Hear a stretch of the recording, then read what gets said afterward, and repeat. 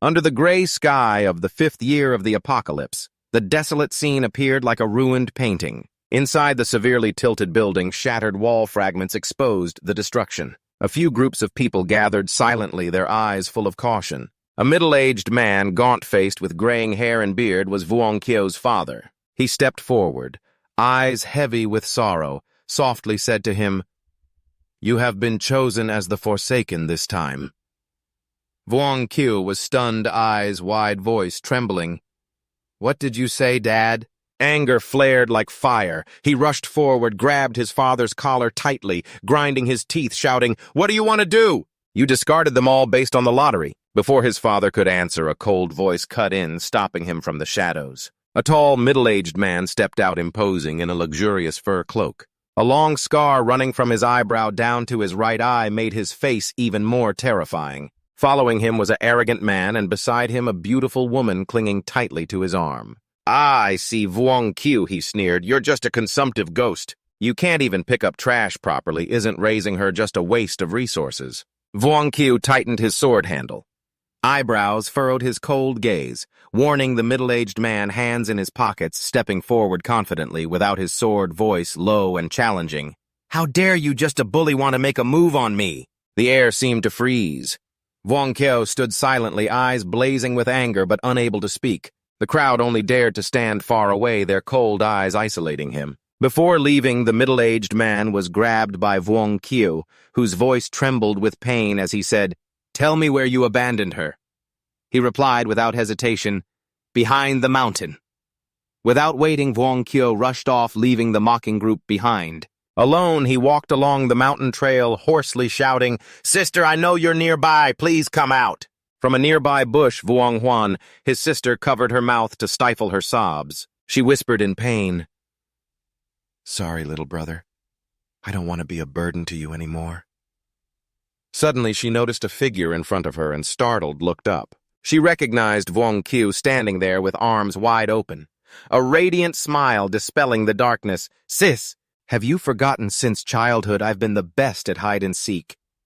A tear rolled down Vuong Huan's cheek. Joy from reuniting with her brother was cut short by a terrifying roar ripping through the air. A high-level mimic creature, a giant with a terrifying aura, suddenly charged at the two siblings. In panic, Vuong Huan pushed Vuong Kyo aside, shouting, "Watch out!" She shielded the full force of the fatal blow with her body instead of him. Vuong Huan fell, eyes tightly shut, motionless on the ground. Vuong Kyo trembled with heart-wrenching pain, tears streaming endlessly. He screamed in despair.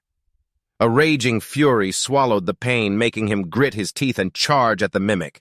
The sword in his hand swung up, but somehow the blade shattered in the life-and-death moment. Vuong Kyo collapsed beside a tree, helpless as the high-level mimic stood there, chewing on fresh red flesh, its empty eyes staring at him. A regretful voice echoed in Vuong Kyo's mind. "Regret it's all my fault for leaving it too late to bond with the system. I really am useless." Suddenly, another voice pulled him out of the nightmare. "Old Vuong, wake up, the homeroom teacher is calling you." Vuong Kyo jolted awake, sweat beading on his forehead, eyes dazed as he looked around. He was in a classroom, a strangely familiar scene. The homeroom teacher sternly reminded Vuong Kyo, "Stop zoning out, pay attention." He turned in shock to see Tian-Duc Luong, his deskmate. Wasn't he dead in the early days of the apocalypse? A thought flashed in Vuong Kyo's mind, making him realize something shocking. The homeroom teacher continued gravely, "This special zone quota is extremely precious this time. Only those awakened under 30 years old can secure a spot in the special zone. Don't underestimate this quota. It's very valuable." Vuong Kyo pondered, heart-pounding. "Isn't that special zone the refuge after the apocalypse? I really have gone back 15 years.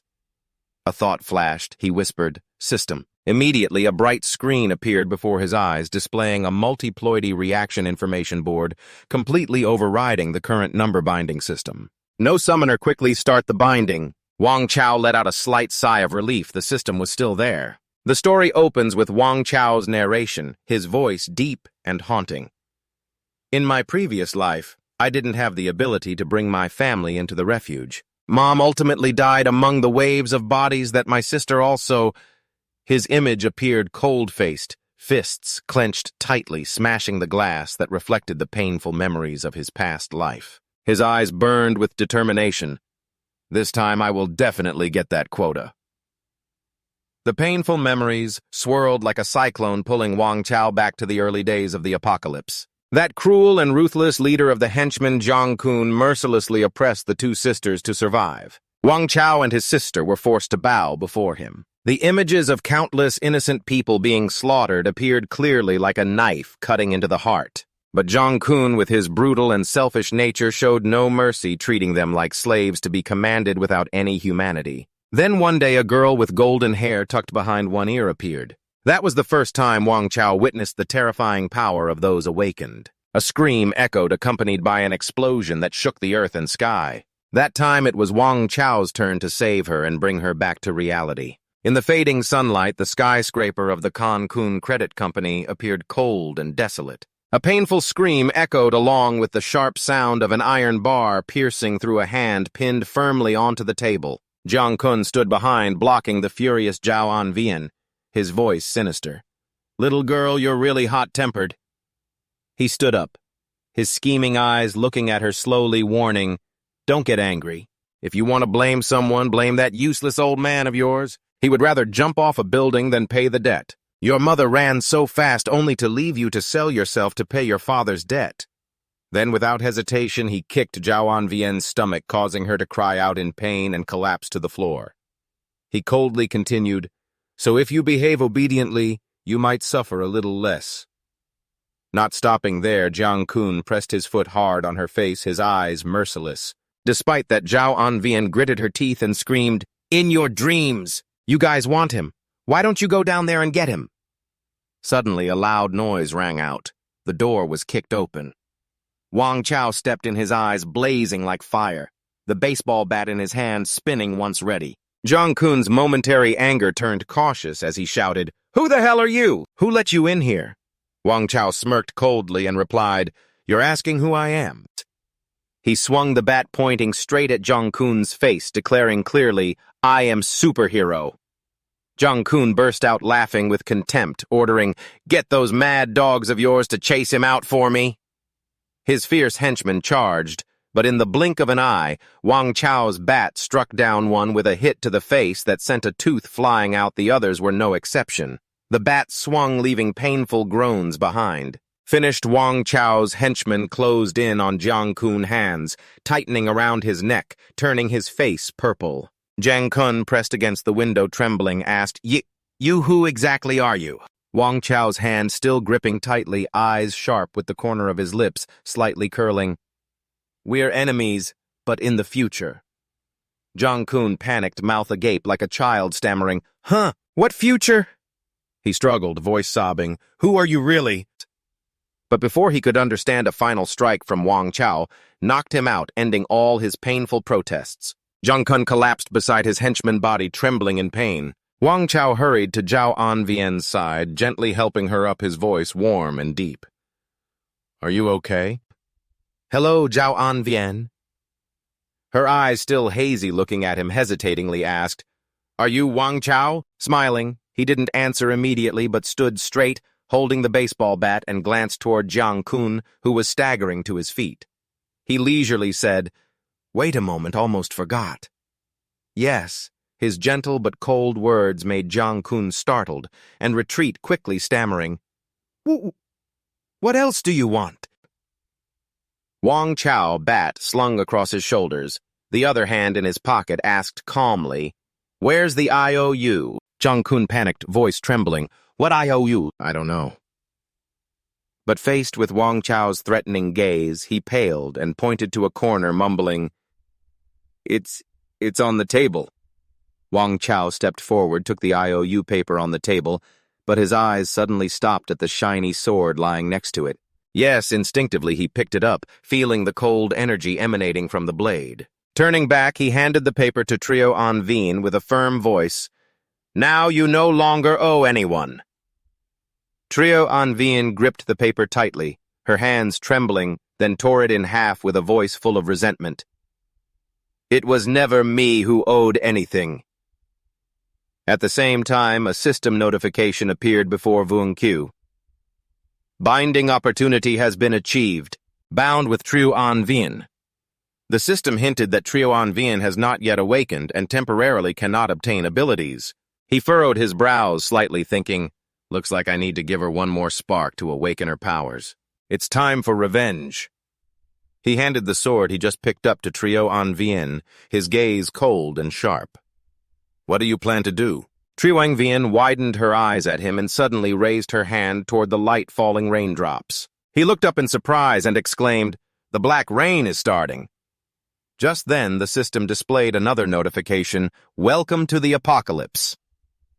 The next piece of information stunned Vuong Q. Trio Anvian has awakened an A-level ability, Metal Manipulation Ability.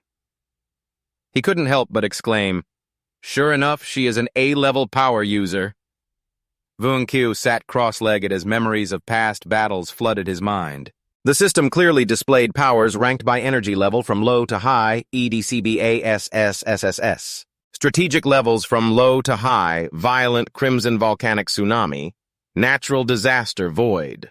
Abilities are divided into 6 major sensory zones, from S level and above usually a combination of 2 sensory zones. Strategic rank is assessed based on the destructive power created by the awakened individual. In theory, if cultivated properly, a void-level awakener with an E-level ability can defeat a natural disaster-level enemy with an A-level power. Suddenly, the system displayed an additional notification: a multiplied reward has arrived in the mailbox. Accept it now. Without hesitation, Vuong Q pressed the selection button, his eyes burning with determination. Vuong Q was startled, his gaze fixed on the sharp blade in his hand. Memories from his previous life surged like a violent wave. In my past life, I only bound a D-level ability because that ability was too useless. In the end, I barely met the destructive power standard of the violent level, but the S-level ability really is powerful. He smiled slightly, feeling the newly awakened energy in his body nearly reaching the peak of the violent level. Suddenly, a voice sounded behind him. Trio Anvian stepped forward holding a similar blade, her eyes curious. "Why do you have an ability just like mine?" Vuong Q turned slowly and approached her, a bright smile on his lips. "Because we are the same kind of people." Trio Anvian was stunned, her eyes full of amazement.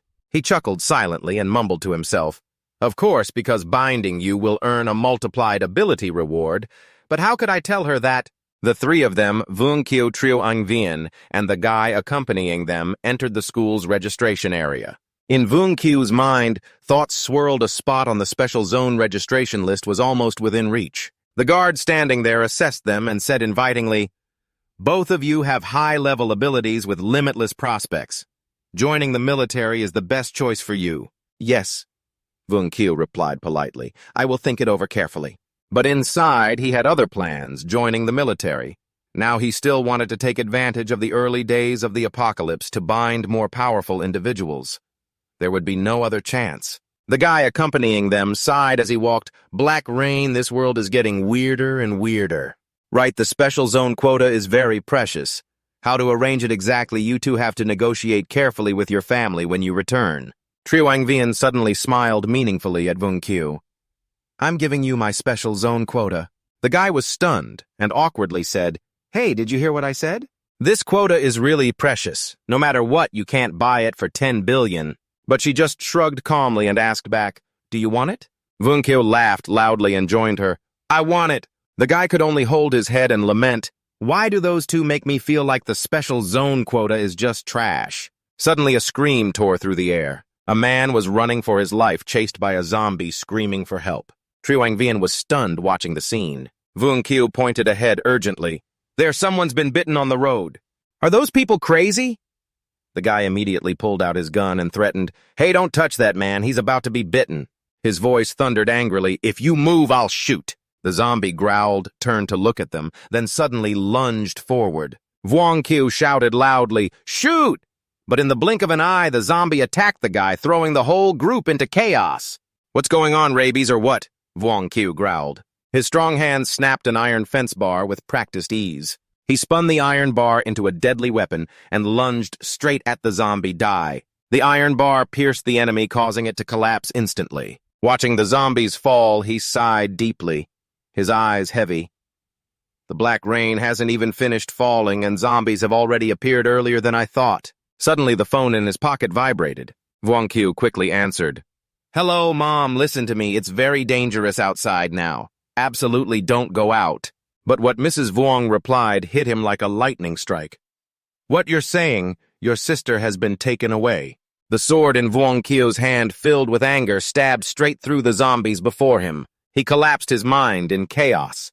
In my past life, my sister was never taken. Could this be the butterfly effect? He stood up abruptly, clenching his fists, his eyes blazing. No matter what, I won't let anything happen to my sister. He raised his hand and shouted as countless sharp stakes rose from the ground, piercing through the zombies and tearing them apart in an instant. Truong Vien stood beside him, eyes wide with amazement. So strong. We have the same ability, but you wield it several times stronger than me. The two strode boldly through the battlefield filled with sharp stakes under the relentless black rain, heading toward Vuong's mother's house. Vuong Qiu pushed open the door, his voice joyful. Mom. Mrs. Vuong turned around and saw him with a strange girl smiling softly to greet them. Qiu. He rushed forward and hugged his mother tightly, his voice firm. It's okay now. Leave it to me. I'll bring your sister back. Mrs. Vuong's eyes were wet as she looked at him full of hope. He asked in a low voice, Mom, did they leave any message? Trembling, Mrs. Vuong recalled the fierce faces of those people and said, They told me to come to Con Nguyen Tower, or they would kill your sister Qiu. Who exactly are they? Vuong Qiu frowned upon hearing the name Can Nguyen Tower. Truong Vien stood by the door, brushing back her hair, explaining, That's the property of Tuong Con. He knitted his brows, pressing, What's Tuong Con's relation to Tuong Con? She replied calmly, He's Tuong Con's half-brother. Vuong Qiu clenched his fists, anger flaring. Damn it, in my past life I never even met Tuong Con. Could he have died in the early days of the apocalypse? He held his mother's hand, comforting her. Mom, it's very dangerous outside. Now pack your things. I'll take you to a shelter first. Mrs. Vuong was worried, but before she could say more, he cut in reassuringly. Don't worry, I will definitely bring your sister back. Watching his mother pack her suitcase, Vuong Qiu fell into deep thought, blaming himself. It's all because I relied too much on information from my past life. Vuong Qiu frowned. I'm lucky to be alive, but have I already forgotten the apocalypse's cruelty? His eyes blazed with determination, ready to face any challenge ahead. Vuong Qiu bent down to help his mother pack silently, promising, To protect my family from now on, I'll have to be much more careful. He placed his hand on Truong Vien's shoulder, turning her around with a serious look. What do you know about Tuong Con? Truong Vien furrowed her brows slightly, her voice grave. He's the man behind Can Nguyen Tower, ruling this area with an iron fist. But all I know is he's Tuong Con's older half-brother and far more ruthless. Outside the special zone, a gigantic fortress rose, imposingly thick, towering walls, reinforced with advanced multifunctional guns giving off an aura of invincibility. Vuong Qiu led his mother to the special zone gate, gently instructing Mom, go inside. Yes, I still have one special zone quota. After rescuing your sister, I will bring her here to reunite with you. Mrs. Vuong, eyes full of worry, held his hand. Qiu, you have to be careful. He nodded firmly.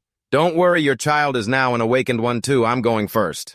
He waved warmly. Mom, go inside quickly. Don't get caught in the rain. Mrs. Vuong walked away, turning back to look at him for a long time with a lingering gaze. The black rain grew heavier. The special zone gate slammed shut, echoing like a farewell. Vuong Qiu and Truong Vien stood outside, watching their mother's figure gradually disappear behind the sturdy gate. The two walked on a street littered with dead bodies and debris. Truong Vien spoke with suspicion. This black rain and those crazy people, what exactly is going on? Wang Chao shook his head, his eyes darkening. I don't know either. Suddenly, a zombie staggered to its feet, its cloudy eyes staring straight at him. He curled his lips coldly. Maybe hell is already full. The sword in his hand shot forward, piercing the zombie, and then retracting in the blink of an eye. Seeing the chaos around him, he sighed. It seemed today was not going to be so simple. Suddenly, a thunderous explosion sounded from afar. A figure engulfed in blazing red flames appeared, coughing fiercely, but still exuding overwhelming presence. Wang Chao froze, murmuring, It's her, the Flame Queen, Lu Hua top 10 apocalypse powerhouses. Memories from his past life flooded back. He clearly remembered Lu Hua burning the mutants' flames blazing like a radiant flower on the battlefield that day. Beside him, a friend admired and exclaimed, "That's the Flame Queen, Lu Hua herself." At that moment, Wang Chao naively asked, "Who is she?" His friend clapped him on the shoulder, glancing incredulously.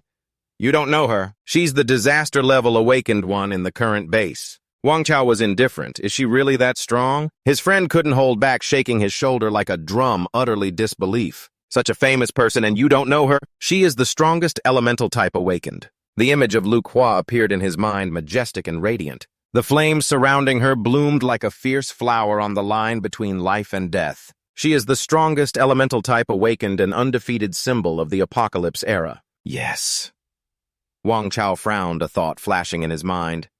If I can bind Lu Hua, my power will multiply many times over. He tightened his grip on the blade, memories from his past life surfacing. Unfortunately, last time Lu Hua only passed by to supply. I had no chance to connect with her. This time the opportunity has come, I must not miss it. Without hesitation, he raised his blade, eyes blazing, shouting loudly toward Zhao Yingyuan. "Comrades, are you ready to fight in this new hell?" "Hello." Zhao Yingyuan stood stunned behind, mouth agape, bewildered. What? Before she could understand, the mutants chasing Lu Hua surged forward, attacking like starving dogs spotting a bone. Lu Hua's expression turned cold as she drew a circle of fire with her hand. The flames burst fiercely, incinerating the monsters amidst their agonized screams. But soon after she collapsed, breathing heavily.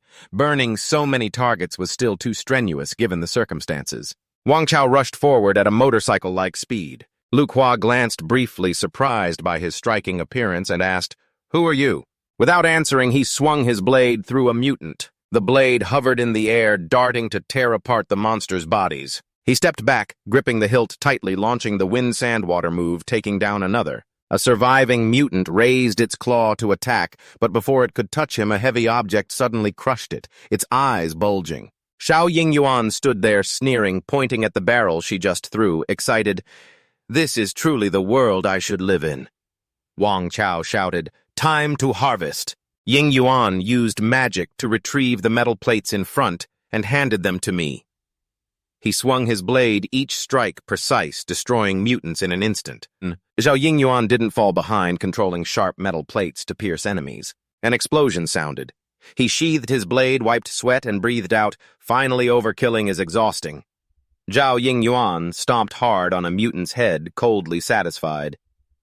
Yeah. Lu Hua stood behind, eyes wide in astonishment.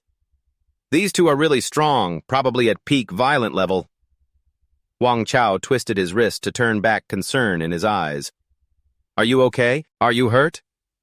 Lu Hua hurriedly waved her hand. "I'm fine." He stepped closer, extending his hand. "I'm Wang Chao." She shook his hand in return. Immediately, the system notification appeared. Bonding opportunity achieved. Bonding completed with Lu Hua rewards. Multiplied many times, you have obtained S-level awakened power. Naturally.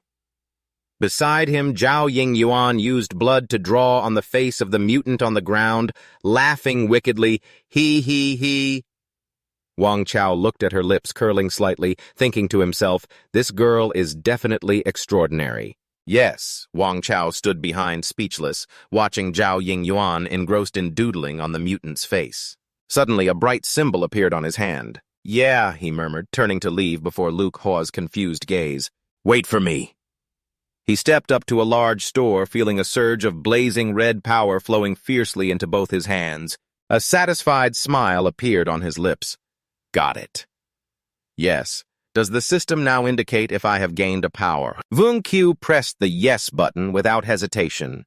Immediately, a pile of objects fell down, from knives and hammers to cooking utensils, all shooting out simultaneously. He used spiritual energy to control them, to spin as he wished, then forged them into a mighty sword. Flames roared, enveloping two streams of power floating in the air, blending between Kong Kim and Don Nian to create a brilliant sword, the fire blazing as if to burn the entire sky. He put the sword into training, creating a new blade wrapped in bright flames, naming it True Fire Forged Metal. Wang Qiu cheered, eyes sparkling. It's done.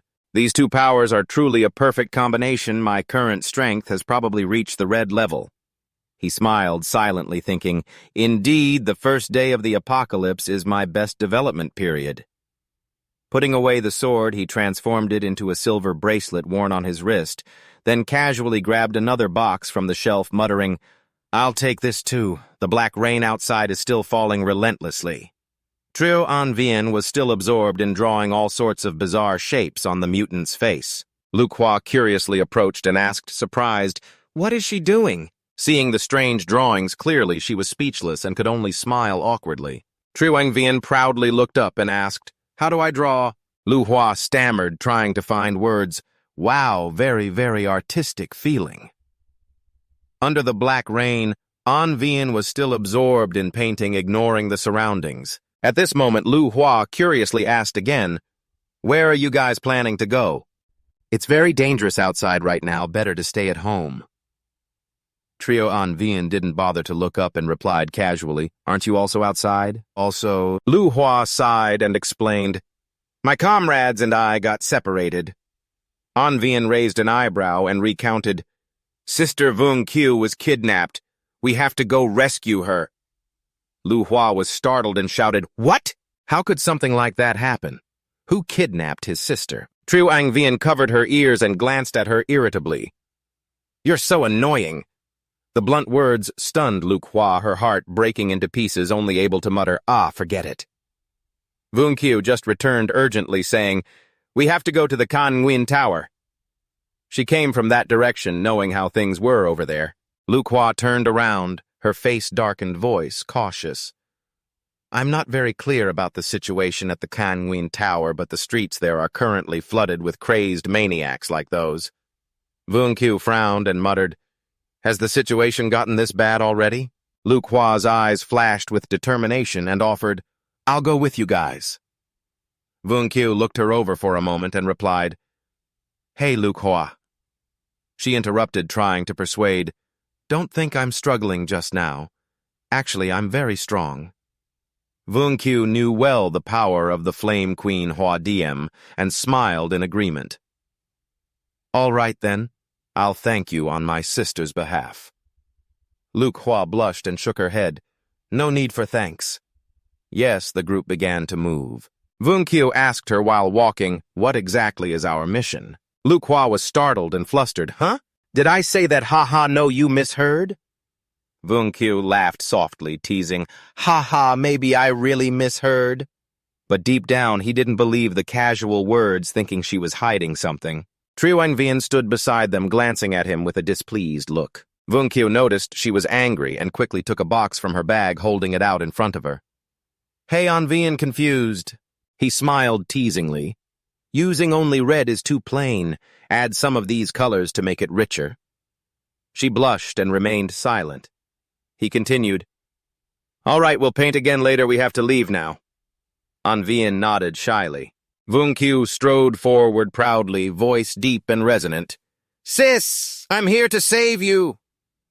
Before them, the Kan Nguyen Tower stood massive and imposing like an impregnable fortress. Lu Hua sighed. This weird black rain has finally stopped. The maniacs on the street must have returned to normal. Vung Q nodded, but her eyes were heavy with worry. "I don't know when the city will return to peace like before. I hope it's soon." He frowned, filled with concern. Those who just breathed a sigh of relief didn't realize that when the black rain ceased was the true beginning of the apocalypse's catalyst phase. Images of a series of monsters appeared in his mind. All kinds of grotesque forms, from catalyst stage, newborn stage, matured stage, grown stage, extreme mutation stage, to true evolved stage. Human strength must also increase to cope with adversity, corresponding to battle levels. Violent level red, level mountain fire, level tsunami level, natural disaster level, and unsolvable level. Currently, it's only the early catalyst phase, but the death toll is already high. Vung Q clenched his fists tightly, silently vowed, "I must quickly rescue my sister and get her to shelter before the situation worsens further." "Yes." Vung Q turned to the two, his voice deep and clear. "Let's go, we're going inside." The three entered the Kan Nguyen building.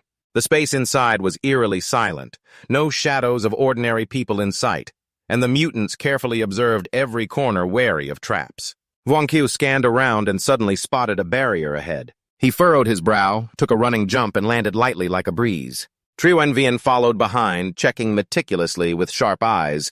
Yes.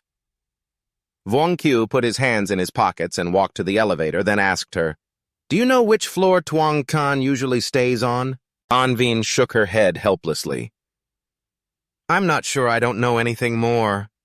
He sighed, pressed the elevator button to the 12th floor.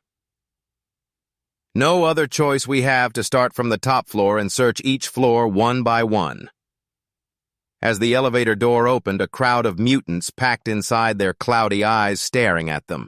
Vuong Qiu broke into a cold sweat, stepped back, mumbling, "I'm done for." The mutants opened their mouths, revealing sharp teeth, and lunged as if to bite his head off. Swinging his arm, he summoned his weapon like lightning, attacking while shouting, "Watch out, back off!" Mutants surrounded him from all sides. Vuong Qiu stood in the center, gripping his fire-forged steel leg tightly, eyes cold as ice. He snorted coldly, swung his sword in a sharp arc, cutting off one mutant's head. "I'll handle the front, you two block the rear." Trio Angvian nodded. Smirking confidently, assured, she raised her hand, launching sharp metal needles piercing the mutants' bodies. "Go ahead, watch me wipe them out," she declared enthusiastically. Lu Hua beside her swung her arm, flames burst fiercely, burning the mutants until they twisted and screamed in agony. The two beautiful girls stood back to back, working in perfect harmony. Trio Angvian teased, "Hey, Fire Tamer, your firepower seems a bit too much." Lu Hua turned with a smile and replied, "You're not bad either." The scene before them was dazzling yet chaotic. Lu Hua's flames burned the mutants into blackened charcoals, but they still crazily charged forward. Trio Anvien immediately summoned a large iron shield in front of her, muttering, "I'm done for. How can they still be so strong after being burned?" Lu Hua continued to blast flames at one mutant, but the rest, surrounded by fire, still aggressively advanced. A loud explosion rang out. Lu Hua's flames pierced through their bodies, accompanied by pitiful screams shaking the whole space. "Yes." Vuong Qiu turned with a mischievous smile. "You two need to be careful." As he spoke, countless corpses lay scattered at his feet. The fire blazed fiercely, incinerating the zombies. Trio Angvian raised an eyebrow and laughed in response. "Hey, tell her she's all blackened and has no sense of violent aesthetics at all."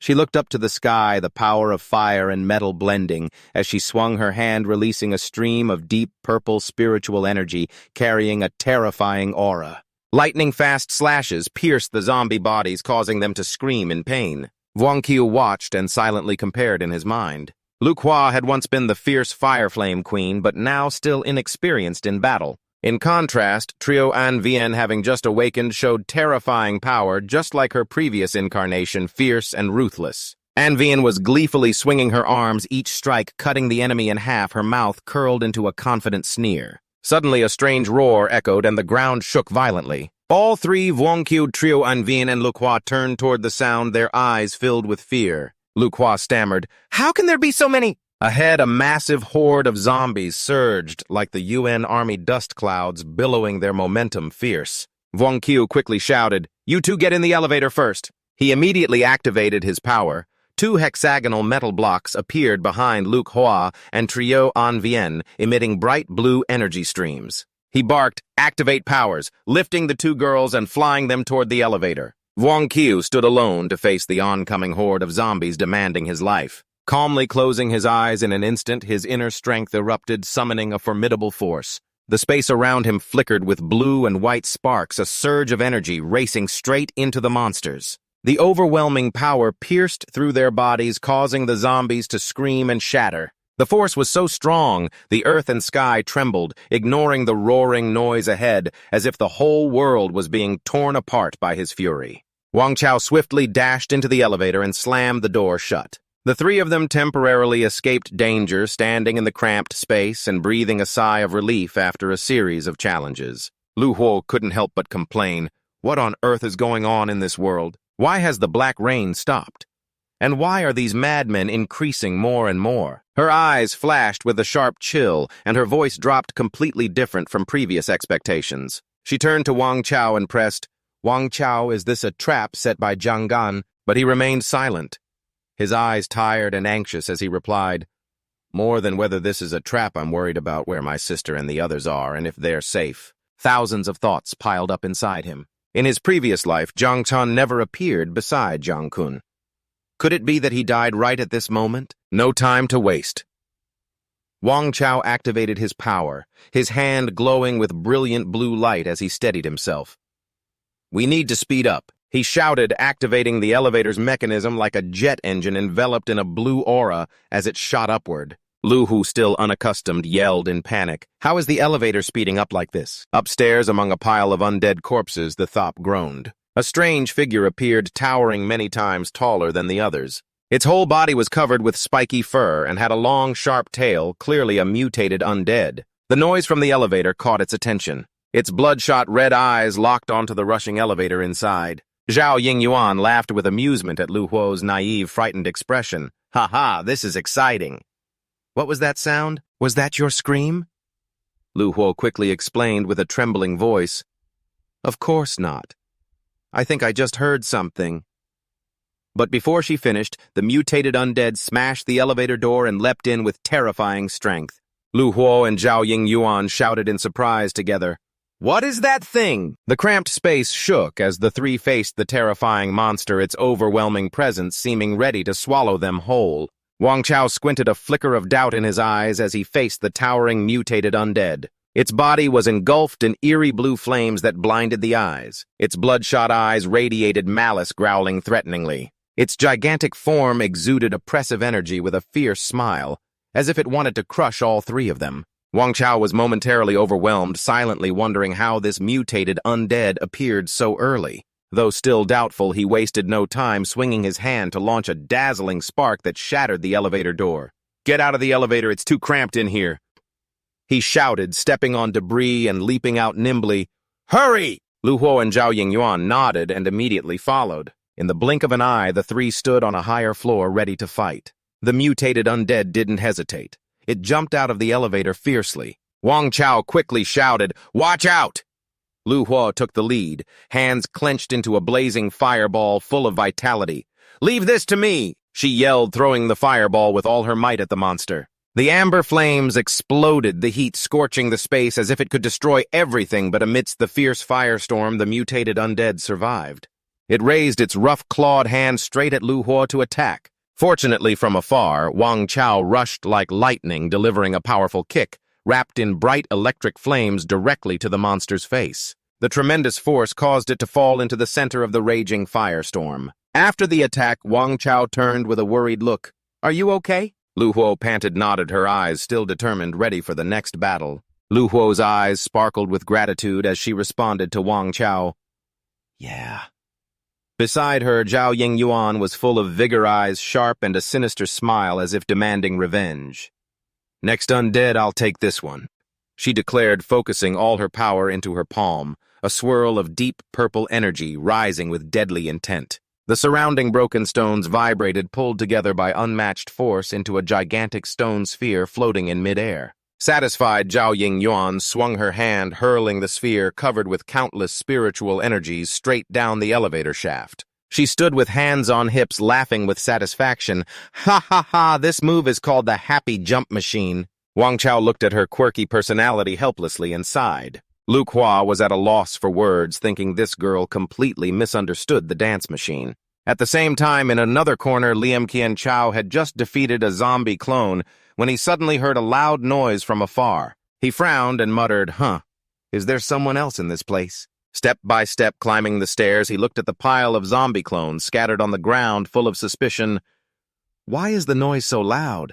Didn't the leader tell us to act discreetly? Inside the elevator, Vuong Qiu clung to the wall, hanging in place to observe the scene below. He said in a low voice, "It's not easy to kill, let's get out first." Lu Hua and Trio Vian immediately jumped down after him. Suddenly, a dense, dark purple aura appeared, spreading a strong energy. From somewhere, a mature zombie clone jumped down, causing a terrifying commotion. Sparks flew on the ground, its whole body covered with spikes, surrounded by a mysterious purple aura. Its internal power surged stronger and stronger, filling the space with blue-purple spiritual energy. Vuong Qiu looked at the monster, fear rising in his heart. Just as he finished speaking, it seemed provoked. Its grotesque face grew more ferocious, red eyes charging forward each step, shaking the floor violently. Trio Nguyen was horrified to realize it was targeting her directly, sharp teeth clenched, fierce eyes glaring. The zombie clone charged aggressively as if seeking revenge for earlier. She stood frozen, panic clearly visible in her eyes, facing the overwhelming aura of the monster. Vuong Qiu clenched his fists tightly, worry rising. Didn't expect to face the mature zombie clone again so soon. He drew his forged fire-leg sword, flames blazing fiercely. But I am no longer the me from the past life, he declared coldly with a proud aura. 2 sword strikes fell, the brilliant flames lighting up the entire space, leaving 2 glowing red burn marks on the zombie clone's back, but the monster was unharmed. On the contrary, it grew more furious, its black eyes flickering with malice as it swung its giant fist toward Vuong Qiu. He quickly calculated, indeed, the mature zombie clone's body was much tougher, so he had to use that move. His hand burst into bright flames as he delivered a fiery punch straight to the monster's face. The tremendous force sent it flying to the side, its face distorted in a painful scream, the whole space ablaze. Lu Hua exclaimed in surprise, "So fire energy can be used like that, really powerful?"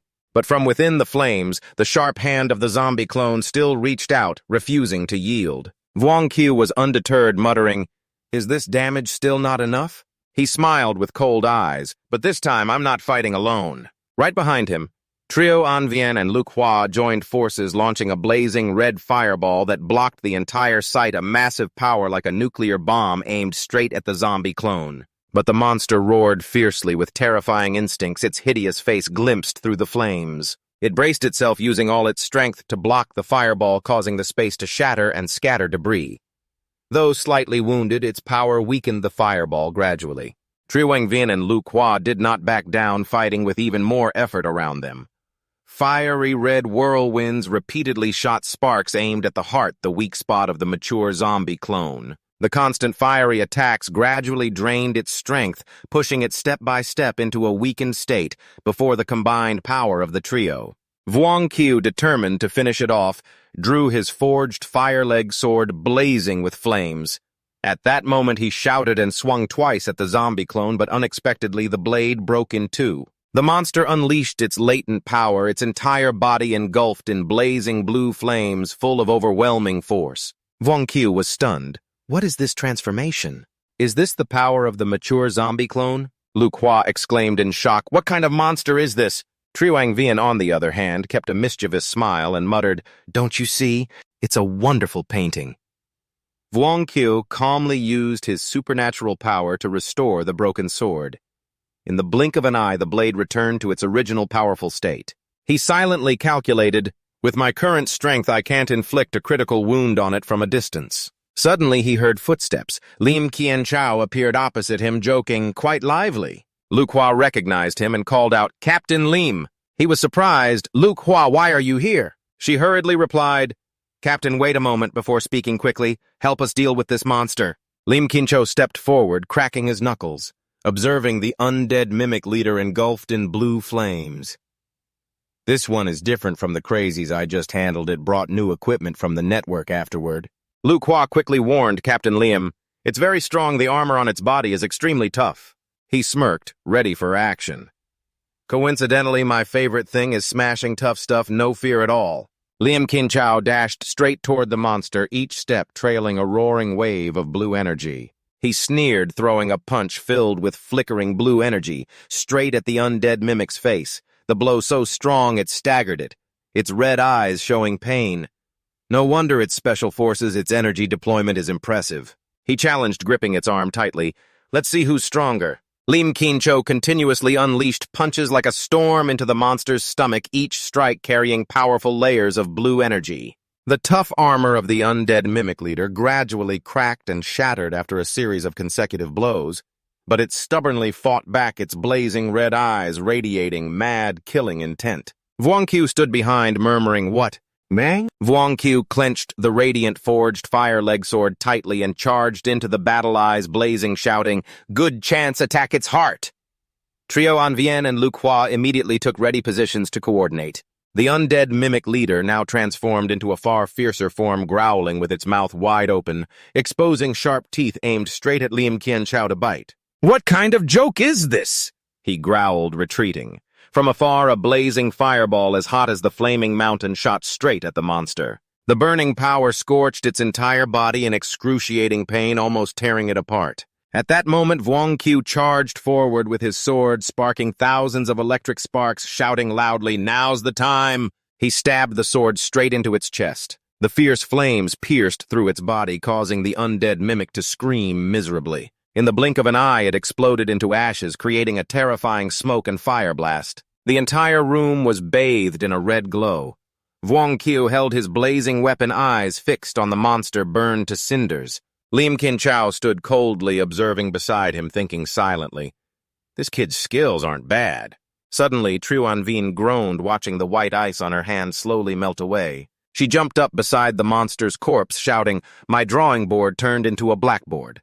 Vuong Qiu smiled smugly behind her, his eyes sparkling. Lu Hua angrily pointed at Lim Kin Chao and shouted, "Captain Lim, you were too emotional just now, we almost lost." He replied nonchalantly with a joking tone.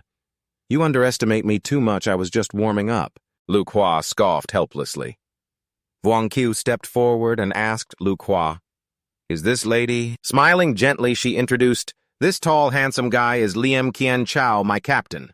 Vuong Qiu tilted her head slightly, her gaze scanning the man before her as if evaluating every feature. "Hello," she greeted with a deep but friendly voice. "Let me introduce, this is Lim Kin Chao, a pink-level awakener." Hearing that, Vuong Qiu stepped forward and extended her hand with a polite smile. "Hello, I'm Vuong Qiu." Lim Kin Chao returned, the sharp gaze hidden behind his calm exterior. "I am Lim Kin Chao." This name caused Vuong Qiu to frown slightly, a flicker of doubt flashing through her mind. Lim Kin Chao. Why does this name sound so strange? But he quickly sensed a powerful aura radiating from the other person, nothing ordinary. Intending to test the connection, he silently probed to see if he could establish a binding relationship with this person. However, the system inside his head suddenly spoke coldly and mechanically. "You and Lim Kin Chao do not have sufficient binding opportunity. Binding cannot be performed." Vuong Qiu nodded slightly, silently assessing. "Indeed, this person is more cautious than he appears." Lim Kin Chao seemed to sense the scrutiny and smiled faintly, his eyes sparkling with deep meaning.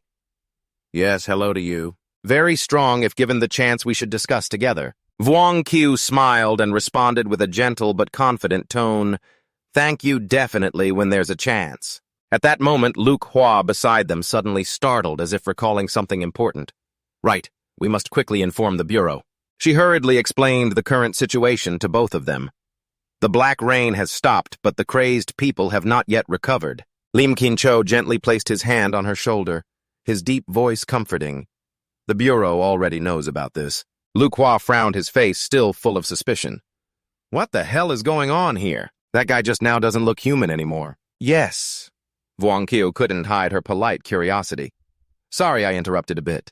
"What do you mean?" Lu Hua startled, covering his mouth and mumbling apologetically. "It's me." I spoke out of turn. Lim Kin Chao didn't want to hide anything further, turning to look at her, his tone calm but decisive. It's okay to let him know. Today's situation has already rendered the Bureau's secrecy plan meaningless. Lu Hua nodded, took a deep breath, then turned to Vuong Qiu to explain briefly but clearly, "Captain Lim and I actually belong to the Special Security Bureau, an official organization that monitors awakened individuals among the public using medical methods." Hearing this, Vuong Qiu raised her eyebrows slightly, her eyes showing surprise. "Special Security Bureau?" He repeated, full of curiosity. "I'm surprised by your question. I've never heard of the Special Security Bureau before." He frankly expressed his thoughts, his tone sincere. "No, I'm just surprised that the government has measures to monitor such superhumans." Lim Kin Chao smiled, his eyes flashing sharply. "Of course they do. After all, not every awakened person has stable powers that can change someone's mind." "Yes?" Vuong Qiu nodded in agreement. "That makes sense." But immediately after, he furrowed his brow, lost in thought. "Isn't the Special Security Bureau the predecessor of the Lu Hua Society?" He thought silently, the flash of astonishment lighting up his mind. Unexpectedly, the Lu Hua Society, a famous organization in the post-apocalyptic era, was founded right at the dawn of this age. While Lu Hua and Liam Qian Chao continued their discussion, Vuong Qiu quietly stood there, her deep eyes seemingly absorbed in her own calculations. Yes, Vuong Qiu lost in thought, her dreamy eyes rummaging through memories. That's right, the flame. Queen Lu Hua, isn't she a prominent figure of the Lu Jiak society? A flash of realization. So from the start, she belonged to the Lu Jiak society. Vuong Qiu suddenly pointed a cold sword at the motionless monster, its blood dried and smeared. Vuong Qiu turned to Lim Qian Chao, her tone low and meaningful. Did you just come up from below? May I ask, did you meet anyone else? Liam Qian Chao furrowed his brows, his eyes showing confusion. Others? You mean normal people inside this entire building? Besides the crazed ones, there's no one else. Nearby, Trio An Vien gloomily poked a weapon into the distorted face of the monster. Hearing this, Vuong Qiu froze, her face shocked. What? He muttered, his heart tightening. Could it be? She couldn't possibly. He turned and rushed off, leaving Lu Hua and Liam Qian Chao stunned. Yes, Vuong Qiu, you. Lu Hua called out, but he cut her off, his face serious. I have to confirm something. I need to go downstairs. He crossed through the area filled with corpses, blood splattered the scene, desolate like an apocalyptic painting with no sign of life. Vuong Qiu jumped over bodies and debris, a cold fear rising in her chest. Could it be that because I was resurrected, everything is distorted and caused trouble for her? He cursed himself stupid. If only I hadn't blindly trusted the resurrection memories and had investigated carefully. Why does a familiar figure suddenly appear? Vuong Qiu stopped, her eyes wide with surprise. A girl with long black hair lay face down on the ground, her body covered in blood, showing no sign of life. He couldn't believe his eyes, tears tremblingly streaming down. He reached out to touch the motionless body, but when he turned it over, he was startled. The face was wrinkled, most teeth missing. Who is she? He sighed in relief, murmuring, Luckily, it's not her. She must have left before this place was overrun. Lu Hua stepped up from behind his voice. Worried, Vuong Qiu. Did you find your sister? He replied immediately, his tone calmer. Didn't find her. Surely she ran away before the building fell into this situation. Lu Hua smiled, his eyes softening. That's good then. Vuong? Qiu looked down at the corpse, frowned, her tone frustrated. I just don't know where my sister is now. Suddenly a voice rang out. Maybe I know where your sister is. Vuong Qiu turned around and saw Lim Qian Chao standing there, his eyes cold but shining with hard-to-read confidence. Vuong Qiu spun around, eyes sharp, as she looked at Lim Qian Chao, voice urgent. You know, Lim Qian Chao nodded calmly, his eyes flashing with confidence. This place previously showed signs of a Hong-level awakened individual. I came here to investigate. Because of that, if your sister was also in this building before, I think she might now be with that awakened person. Vuong Qiu hurriedly asked, voice betraying her impatience. Do you have a way to find that awakened person? Lim Qian Chao held up his phone, displaying a location, smiling smugly. Of course I do. I'm a professional. Elsewhere, a small skirmish was underway. The Dongkin group's eyes went wide, mouths agape, witnessing a young man frozen solid. Tuklam, with cold eyes, placed his hand on the ice surface, voice defiant. Why won't you all just obediently listen? His hand gripped hard, causing the ice to crack. You are all very valuable materials. In an instant, the block of ice shattered into pieces. Witnessing the unbelievable sight, everyone was stunned. Tuklam smirked cruelly. Every time I ruin one of you, the others feel really heartbroken. 3 masked men stepped forward, bowing respectfully. Lord Tuklam, the experimental equipment is ready. He pointed forward and ordered decisively, then you all start immediately. They quickly tied up the people in shocked confusion. Tuklam suddenly turned back, voice lazy. By the way, where's Amdin? One replied immediately, Lord Amdin is on the 2nd floor. Tuklam turned his back and left indifferently. Someone's going to find him, the rest is up to you. The tied-up group was led to an experimental table where a body with severed limbs lay motionless. A girl named Vuong Huan was placed on the table, her hands and feet tightly bound, tears streaming down her face, voice trembling in despair. Let me go! What exactly do you want to do? In her heart, she silently prayed, will anyone come to save me? Xiao Qiu, and at the same time, Lim Qian Chao's phone lit up, showing the location signal. He pointed to the building ahead, voice firm. This is the place. The psychic fluctuation ended here. The awakened person is inside. Vuong. Qiu clenched her fists, eyes serious. Let's go inside. The group entered. Lu Hua asked worriedly, turning to Captain Lim. Are you sure someone's here? Lim Qin-cho glanced at his phone, replying nonchalantly. Even if you don't trust me, you have to trust science. Wang Qiu touched the table surface, her fingers instantly covered in dust, feeling like this place had been abandoned for a long time. Lim Qin-cho shouted loudly without hesitation. Hey, is anyone here? Lu Hua spoke with determination. Let's search around and see. Wang Qiu climbed the stairs. Long thought silently. The mysterious awakened person, plus the group of mature zombies earlier, it seems the Special Security Bureau prepared early. He glanced at Lim Qin-cho, who was focused on his phone, suspicion flickering in his eyes. This guy is definitely hiding something. He started rummaging, but everything was covered in thick dust. Lim Qin-cho frowned.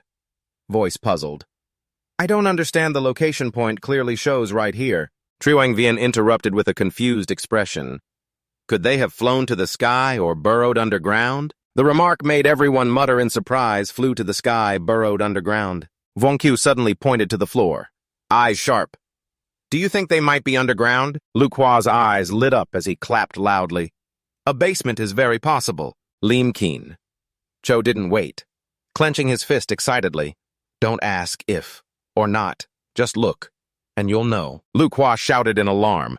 No, are you really going to do that? Lim Qin-cho's fist struck the floor hard, the ground shaking violently. Lu Hua screamed with a trembling voice. What was that? Don't wait a moment. But it was too late. The floor cracked open, revealing a secret basement below. In the darkness, two men curled up, one trembling voice panicked. Can Jr. of Tuangkan. Tuang Kan snapped irritably. How would I know? Suddenly, the tiles on the basement ceiling cracked and shattered. In an instant, the floor collapsed and a cloud of dust rose up. A man raised his hand to shield his eyes. Voice terrified. What was that sound? The house collapsed. Lim Qin-cho calmly brushed off the dust and laughed loudly amidst everyone's coughing. Ha ha, there really is a basement. Just then, Wang Qiu and Triwang Vian stepped down into the basement, their sharp eyes sweeping over the scene. Lu Hua pointed forward urgently. Wang Qiu is Tuangkan. Wang Qiu froze, his eyes flaring with anger. What? Tuangkan and his henchmen trembled in panic when they saw them. Do you recognize me? Hesitating. Wang Qiu cast a spell, brilliant flames bursting from his hands. Of course we recognize you. You handed my sister over and even told me to come by myself. He drew his sword, wrapped in flames, pointing it coldly at Tuangkan. Now I'm here. Suddenly, a bright blue lightning bolt flashed, attracting everyone's attention as it struck the ground repeatedly. At the same time, a huge boulder hurtled toward Lim Qin-cho. He cut through the powerful kick like lightning, sending the boulder flying far away amid thick dust. Lim Qin-cho sneered. Sneaking attack, you little rats! Suddenly, that boulder instantly froze. Tuklam stepped forward arrogantly. Not bad, that force is pretty strong. He waved his hand to cast a spell, instantly covering the surrounding walls in ice. He mocked. The guard dog always sells his ass to me, huh? Next to him, Amdin stood silently, eyes cold and sharp. Lim Qin-cho responded unflinchingly.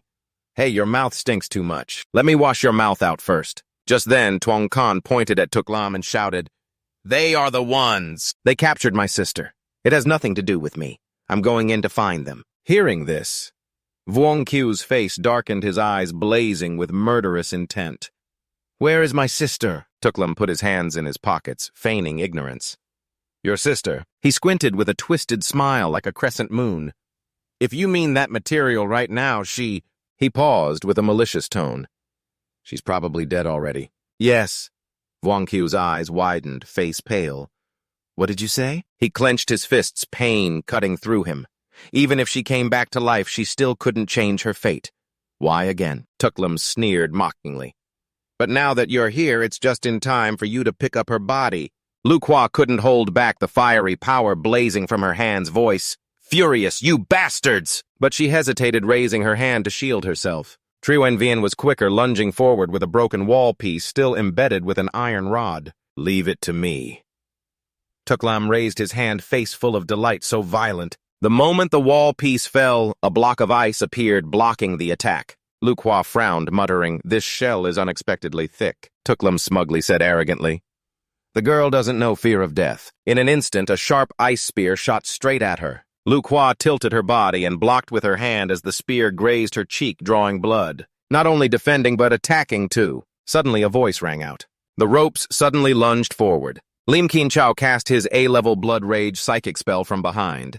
But at that moment, an invisible hand grabbed his ankle. He startled and looked down, voice surprised. What? Immediately, that hand pulled hard, dragging him underground. Lu Hua was shocked, turning around with a horrified look, as a large circle appeared clearly on the ground where Lim Qin Chao was pulled down. Meanwhile, Trio An Vien's battle continued fiercely. She poured more power into the ropes, a fierce smile spreading on her lips. Ha ha ha! Watch me stab right through you, you bastard! The ropes, as if alive, pierced through Tuk Lam's thick ice layer. He froze, unable to believe his eyes. What Trio An Vien shouted even louder. I'll stab a big hole right through you, you bastard! Lam growled, face twisted just by you crack. Suddenly, an explosion shook the dust into a thick cloud. Two figures gradually appeared in the smoke. Trio An Vien's mouth trickled blood. Her head drooped, a sharp ice spear from Tuk Lam had pierced through her body. He sneered with satisfaction, ha ha ha, you lost. But with a miraculous strength, Trio An Vien forced herself up, her voice weak but determined. So be it. She tightly grasped his wrist, her eyes blazing. Vung Qiu, now is the time for revenge. What are you still hesitating for? Vung Qiu seemed to awaken, unleashing the blazing fire fist, the sword in his hand burning fiercely. His gaze darkened as he advanced, step by step. That's right, now is still not the time to be dazed. His eyes flashed brightly, his body radiating the red glow of fire. He rushed forward like lightning while Amdin from behind began casting magic, the crackling electricity sounding piercingly. She concentrated her power, releasing a strong beam of electric light. Then let me take you on first. The hundreds of volts electric beam shot toward Vung Qiu, creating a cloud of smoke from the high-voltage electric strike. Vung Qiu easily dodged the attack by slipping aside. Tuk Lam released Trio An Vien, roaring, hey, don't interfere, this is my game. Trio An Vien grimaced, her voice weak but sharp. It's not your turn yet. Suddenly, ropes crawled up from the ground, tightly binding Tuk Lam, suspending his body in midair. Even exhausted, Trio An Vien yelled loudly, you act now! Vung Qiu charged forward, his blazing fire fist burning fiercely, aimed straight at Tuk Lam D. Before the blow landed, Tuk Lam still taunted. Relying on you two to kill me. He counterattacked, summoning dense ice shields. The clash of the two powers caused explosive booming sounds. The strikes from Vung Qiu's blazing fire fist carried tremendous force, shattering each thick ice shield, the sound of breaking ice falling like a chaotic symphony. Lu Hua below noticed Trio An Vien. She hurriedly caught her heart aching to see her body gradually weaken. The sharp ice-piercing Trio An Vien drained her strength, making her like a flickering candle about to go out. Lu Hua panicked, her voice trembling, seeing blood still flowing from Trio An Vien's wound. If she keeps bleeding like this, it's very dangerous. I need to stop the bleeding immediately. She tried to persuade her, if you don't stop the bleeding, you will die. But despite exhaustion, Trio An Vien forced herself up reassuringly. I'm fine. She focused her strength on the ice, piercing through her, melting it, gritting her teeth, enduring the pain a little longer. At that moment, a thunderous explosion drew everyone's attention. Vung Qiu landed on the ground, sweat pouring after a series of attacks. In front of him, the giant ice shattered and trembled as if about to collapse. He exclaimed in surprise, everything's okay now. Trio An Vien collapsed weakly, whispering, did we succeed? But behind the ice, despite being covered in wounds, Tuk Lam still smiled mockingly. Dangerous? Really dangerous, almost died.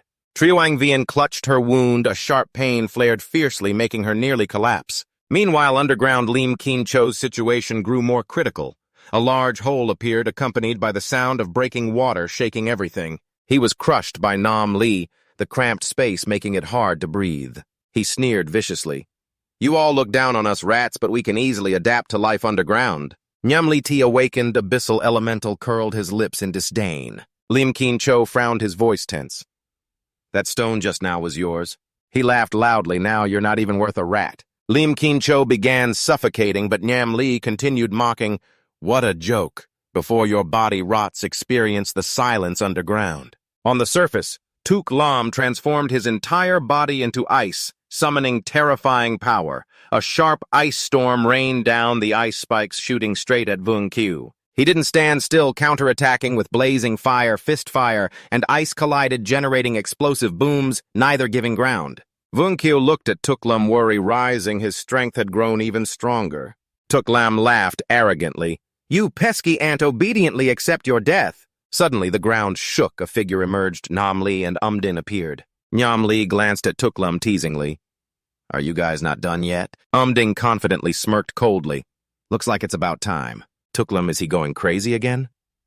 "It's not the first time you know him." The two standing aside spoke back and forth as if watching the battle for amusement. Meanwhile, Vunkyo charged straight at Tuklam with his blazing fiery fists. The ice hammer strikes kept coming at him, but his momentum didn't falter at all. Vunkyo nimbly dodged the ice spikes without difficulty, swinging his sword to cleave the bulky ice blocks in half. His fiery fists blazed up like a blazing red rocket as he shouted fiercely with murderous intent, "Die!" The flaming arrow shot swiftly toward Tuklam, slicing through the air. He froze, gasping in shock. "Give it to me!" But with quick reflexes, Tuklam leaned to the side, easily avoiding the attack, looking at the arrow that caused no damage. He sneered with disdain. "Really a rookie fighting and yet throwing away your weapon already don't know what to do." Suddenly, the flaming arrow stopped mid-air, motionless in a strange way. Tuklam was stunned, his eyes showing confusion. Vunkyo smirked triumphantly, lucky to have triggered the trap. The arrow suddenly spun, forming a terrifying fiery vortex, hurtling straight at Tuklam, its fierce power burning the very space. Nyamli, standing afar, shouted in horror. "Look, a sea of flames is erupting in front of him." Tuklam stood like a green stone amid the flames without a hint of fear. Despite blood trickling from the corner of his mouth, one hand gripped his fiery sword, the other had been severed earlier. He roared in accusation, "You damn kid, you almost succeeded!" Vunkyo looked at Tuklam, his eyes flashing helplessness. He was really tough. He gritted his teeth, his face dark and grim. "Damn it! Just a little more and I wouldn't hesitate." He focused on his target, advancing toward the raging smoke and flames. He had to take advantage of this chance to finish him off from afar. But just then, through the dense smoke, a pair of legs covered in blazing blue electricity appeared. Before Vunkyo could react, Nyamli dived down from above. His body solid like brown stone, he raised a fist wrapped in shining, fiery energy and struck directly at Vunkyo, causing him pain and forcing his eyes shut. Not stopping, Namli continued his assault, unleashing a storm of blue electric fire thunderously striking down. The lightning hit Vunkyo, making him stagger. Vunkyo quickly retreated to dodge the attack. The battlefield was in ruins, thick with smoke and dust, lightning and fire still lingering. He gripped his wounded arm and roared angrily, "Damn you, Lu Hua!" Supporting Trio Anvian with one hand, unable to hold back his rage, he pointed directly at the shameless enemy. "You can't win one-on-one, so you gang up." Umding sneered with contempt. "Such an innocent little girl." Nyamli, with a sarcastic smile, condescendingly said, "Ha ha, war is full of deceit." Behind Tuklam, his body was shredded, picking up shattered jade pieces and patching the holes burned by fire on his body. Though he lost an arm, his eyes showed no fear, only arrogance. He smirked with a mocking tone. "You're the awakened one with two powers, not bad, not bad." Vunkyo's face smeared with smoke and dust, he pondered, "I still hid my metal control power to catch him off guard, yet I was still blocked." He glanced at Tuklam's two accomplices, one electric, one magma system. The battlefield was now clearly divided. The ground was dotted with deep green jade shards. He silently calculated his next step. Lim Kin Cho must have been dragged away by that rock guy. Triwang Vin was seriously injured. Lu Hua hadn't adapted to the battle yet. Only I can fight now. Even 1 against 3, I must kill him to avenge my sister. Suddenly, in the silent space, an unusual sound rang out. Lim Kin Cho's face darkened fiercely, charging from afar, lunging at Nam Li. He squeezed his throat tightly, forcing him to fall to the ground. Lim Kin Cho's whole body was tense, veins bulging on his arm. He gritted his teeth, raising a fist wrapped in a blazing red electric vortex. "The bastard inside me right now is the super calm one, huh?" Saying that, he charged into the fierce battle. Thick white smoke covered everything, rocks flying everywhere. No one could see the unfolding fight clearly. Vunkyo and Lu Hua coughed harshly, hastily shielding their eyes from the dust. When the smoke cleared, Lim Kin Cho stood proudly amid the dense aura. His face smeared with sweat and dirt, he gave a faint smile. "Tough, definitely a mole that can't see the light running really fast." Nyamli breathed heavily, retreating toward his teammates, wiping sweat with a frightened voice. "That was really dangerous." Lim Kin Cho turned with sharp eyes to his teammates. "How is it? Can you still fight?" "Yes," Vunkyo smirked, replying with a slight smile. Actually, I should be the one asking you that. I was just warming up. Lim Kin-cho clapped him on the shoulder, laughing loudly. Ha ha ha! All right, then let's strip these stinky rats down together. Suddenly, Voon-kyu froze, her eyes flashing as the system notification appeared before them. The host and Lim Kin-cho have become comrades in arms. The binding opportunity has gained a multiple return reward. Another message popped up. Thanks to the multiple return you have obtained A-level supernatural ability Berserk Rage. He thought silently, so this is his power. On the other side, Tuklam's furious roar cut through his thoughts. Those damn bastards are unforgivable. Ding immediately stopped him, her voice cold. There aren't many retreat paths left below. We should prepare to withdraw. Don't be greedy for battle. But Tuklam with bloodshot eyes shouted, Do you still need me to be taught how to do my job? Seeing his arrogance. Ding did not hesitate. Her hand crackled with blue electricity, gripping his arm tightly. You've lost control. Calm down first. A strong electric shock made Tuklam exclaim in panic. Oh! He collapsed unconscious in Nam Lee's arms. Ding gave a sharp order. Take him away so that kid can release the crazies. Nam Lee frowned in confusion. Use these here to catch those crazies. We've already exhausted so much effort. She calmly replied, They're just a few half-dead lunatics. We can always add more. Nam Lee nodded. All right, then. Saying so, he pulled Tuklam gently down to the ground. Voon-kyu immediately noticed the movement, frowned, and growled, They're trying to run. He dashed forward to decisively block them. Lim Kin-cho followed closely, his voice full of mockery. Where do these little rats think they're running to? I'll stop them. On the other side, Ding was ready, her hands raised, summoning 2 dazzling electric spheres. She ordered the thunder spheres to unleash a brilliant electric charge at the opponent's go. Voon-kyu nimbly dodged the first sphere, while the other didn't trouble Lim Kin-cho. Both rushed forward relentlessly, their momentum undiminished. Ding gathered her inner strength, the eerie blue electric spheres in her hands glowing fiercely, the aura bursting violently as if wanting to swallow the space. Voon-kyu and Lim Kin-cho rushed close to Ding, full of fiery fighting spirit. He shouted mockingly, Too bad you're off target. Ding narrowed her eyes, the long scar on her face gleaming with malice. Her eyes full of contempt swept over the two. Is that so? Her hands clenched tightly. The bright electric stream flared up the sharp aura enveloping the space. The electric sphere above suddenly exploded, creating a violent shockwave. The tremendous power made the room shake, rocks falling like a storm. At this moment, Lu Hua and Trio Anvin were startled and exclaimed, What's that? 10 huge boulders crashed down, powerful enough to crush everything. Lu Hua hurriedly bent down, crossing his arms to shield Trio Anvin carefully. Meanwhile, Voon-kyu and Lim Kin-cho combined their strength-wielding swords to confront Ding. Suddenly, both were alarmed by movement behind them. Thick clouds of dust and smoke blocked their view. Falling debris clattered loudly, echoing sharply. Ding smiled slyly, her voice arrogant. Hey, where are you two looking? Voon-kyu and Lim Kin-cho realized they had fallen for a diversion tactic. Both quickly shielded their eyes from the fierce force. What a mess. The space was now desolate, covered in smoke and dust rubble piled in heaps. Lim Kin-cho shouted anxiously, Are you okay? Voon-kyu groggily crawled up and shook his head. I'm fine. That move of hers had no damaging force. Already running away. Suddenly, through the dust cloud, Lim Kin-cho shouted fearfully, Damn it, Lu Hua! Yes, Voon-kyu also loudly called out to Trio Anvin, but silence answered in the space. Under the pile of rocks, Lu Hua curled up, eyes tightly shut, voice trembling. Am I about to die? And despite severe injuries, Trio Anvin was barely breathing.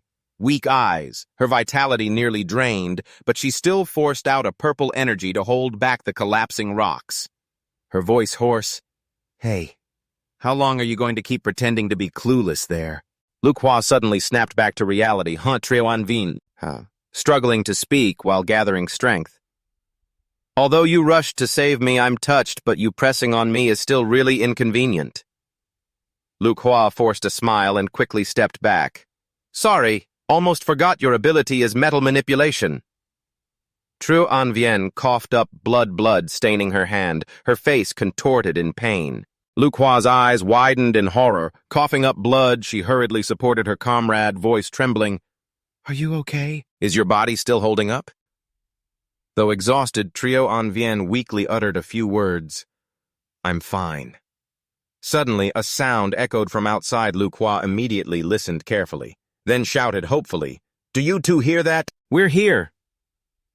Liam Qian Chao recognized the call and pointed directly at the pile of rocks where they were. Instantly, Vuong Qiu emitted brilliant amber energy, lifting the large rocks. He rushed over, eyes anxious. "Are you both okay?" Lu Hua and Triu Anvin, though battered, finally broke free. Lu Hua sighed in relief, voice shaky. "Thankfully, you two arrived." In another corner, Tuong Khan curled up in the dark corner, looking cowardly, grinding his teeth and complaining, "What kind of people am I messing with here?" And his subordinate panicked. "Big brother, let's run." Tuong Khan frowned and pointed to the door ahead. "There's an exit, or should we quietly leave?" And he chuckled smugly, "Hee hee." Both tiptoed carefully through the room. Vuong Qiu's group remained focused. He turned and asked in a deep voice, "Can you still locate their position?" Liam Qian Chao frowned, looking at his phone. Puzzled. Strange why. They didn't run far, just stopped nearby. He saw a steady light on the screen and stopped in surprise. Then suddenly a piercing scream came from the other side along with noise. Vuong Qiu immediately reminded, "You all stay here and wait for us, we'll go check the situation." Lu Hua nodded. "Okay." Outside, two creatures with grotesque mirror-like faces screamed, chasing Tuong Khan and his subordinate, both terrified, running frantically. The subordinate shouted in panic, "Big brother, run fast!" back to the awakened ones so they can be treated. Tuong Khan gave a sinister sneer, clinging to his subordinate's shoulder. "No, I still have another way." The subordinate looked confused. "Huh." And without hesitation, Tuong Khan threw his subordinate towards the zombies as bait. The subordinate screamed angrily, "You bastard! Even as a ghost, I'll never let you go." Tuong Khan coldly replied, "Wait until you're a ghost, then talk."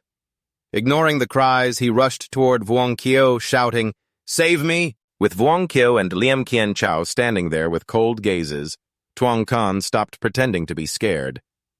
Everywhere are cannibal madmen. Like grabbing a lifeline, he grabbed Vuong Qiu's hand, begging, "Please, save me!" Before he could finish, Vuong Qiu's face darkened, frowning angrily. "Save you!" He grabbed Tuong Khan's neck, forcefully pushed him hard, so he hit his head on the pillar behind Tuong Khan's face, turned purple sweat pouring down like a shower. Vuong Qiu gritted his teeth, eyes cold as ice. "Give me one reason not to kill you." Despite the pain, Tuong Khan threatened boldly, "Your sister might still be alive." Tuong Khan's words made Vuong Qiu hesitate. His eyes flickered violently. He squeezed harder and growled, "What did you say?" Tuong Khan, pale and suffering, forced out. "The blue-haired one told us it was a precious body experiment just taken away not long ago than you arrived, so maybe your sister is still alive. And please spare me a life. I'll give you money, lots of money." Liam Qian Chao placed a hand on Vuong Qiu's shoulder from behind, voice calm, trying to soothe Vuong Qiu. "Calm down. He hasn't mutated yet. You can't kill him." Tuong Khan took the chance to continue quickly. "Yes, I'm still normal. You can't kill me. Killing me is illegal." Vuong Qiu's eyes flared with rage. "Normal in my eyes. Normal in my—" Firepower burst forth, surrounding his body. Tuong Khan widened his eyes in horror. You want to do what?" He screamed miserably, feeling the burning heat. No, Vuong Qiu coldly let go, causing Tuong Khan to slip to the ground, trembling. "You were never considered human." Liam Qian Chao called out in panic, "Vuong Qiu, you—" He frowned and turned with a sharp voice. "Let's go. Aren't those awakened ones your real target? If we stay here too long, they'll escape." Liam Qian Chao was stunned and blurted out, "What?" He thought silently, how does he know? Vuong Qiu twisted his wrist, his face dangerous. "I almost believed the fabricated so-called investigation into your supernatural fluctuations, until I saw the other side's attitude toward us." He continued coldly. 4 awakened, suddenly stepping into the enemy base, they weren't surprised at all. Instead, they looked like they had prepared long ago. Liam Qian Chao hesitated, his gaze wavering. "That matter." Vuong Qiu turned to face him, raising his voice to question. The so-called help to save my sister was just a lie, wasn't it?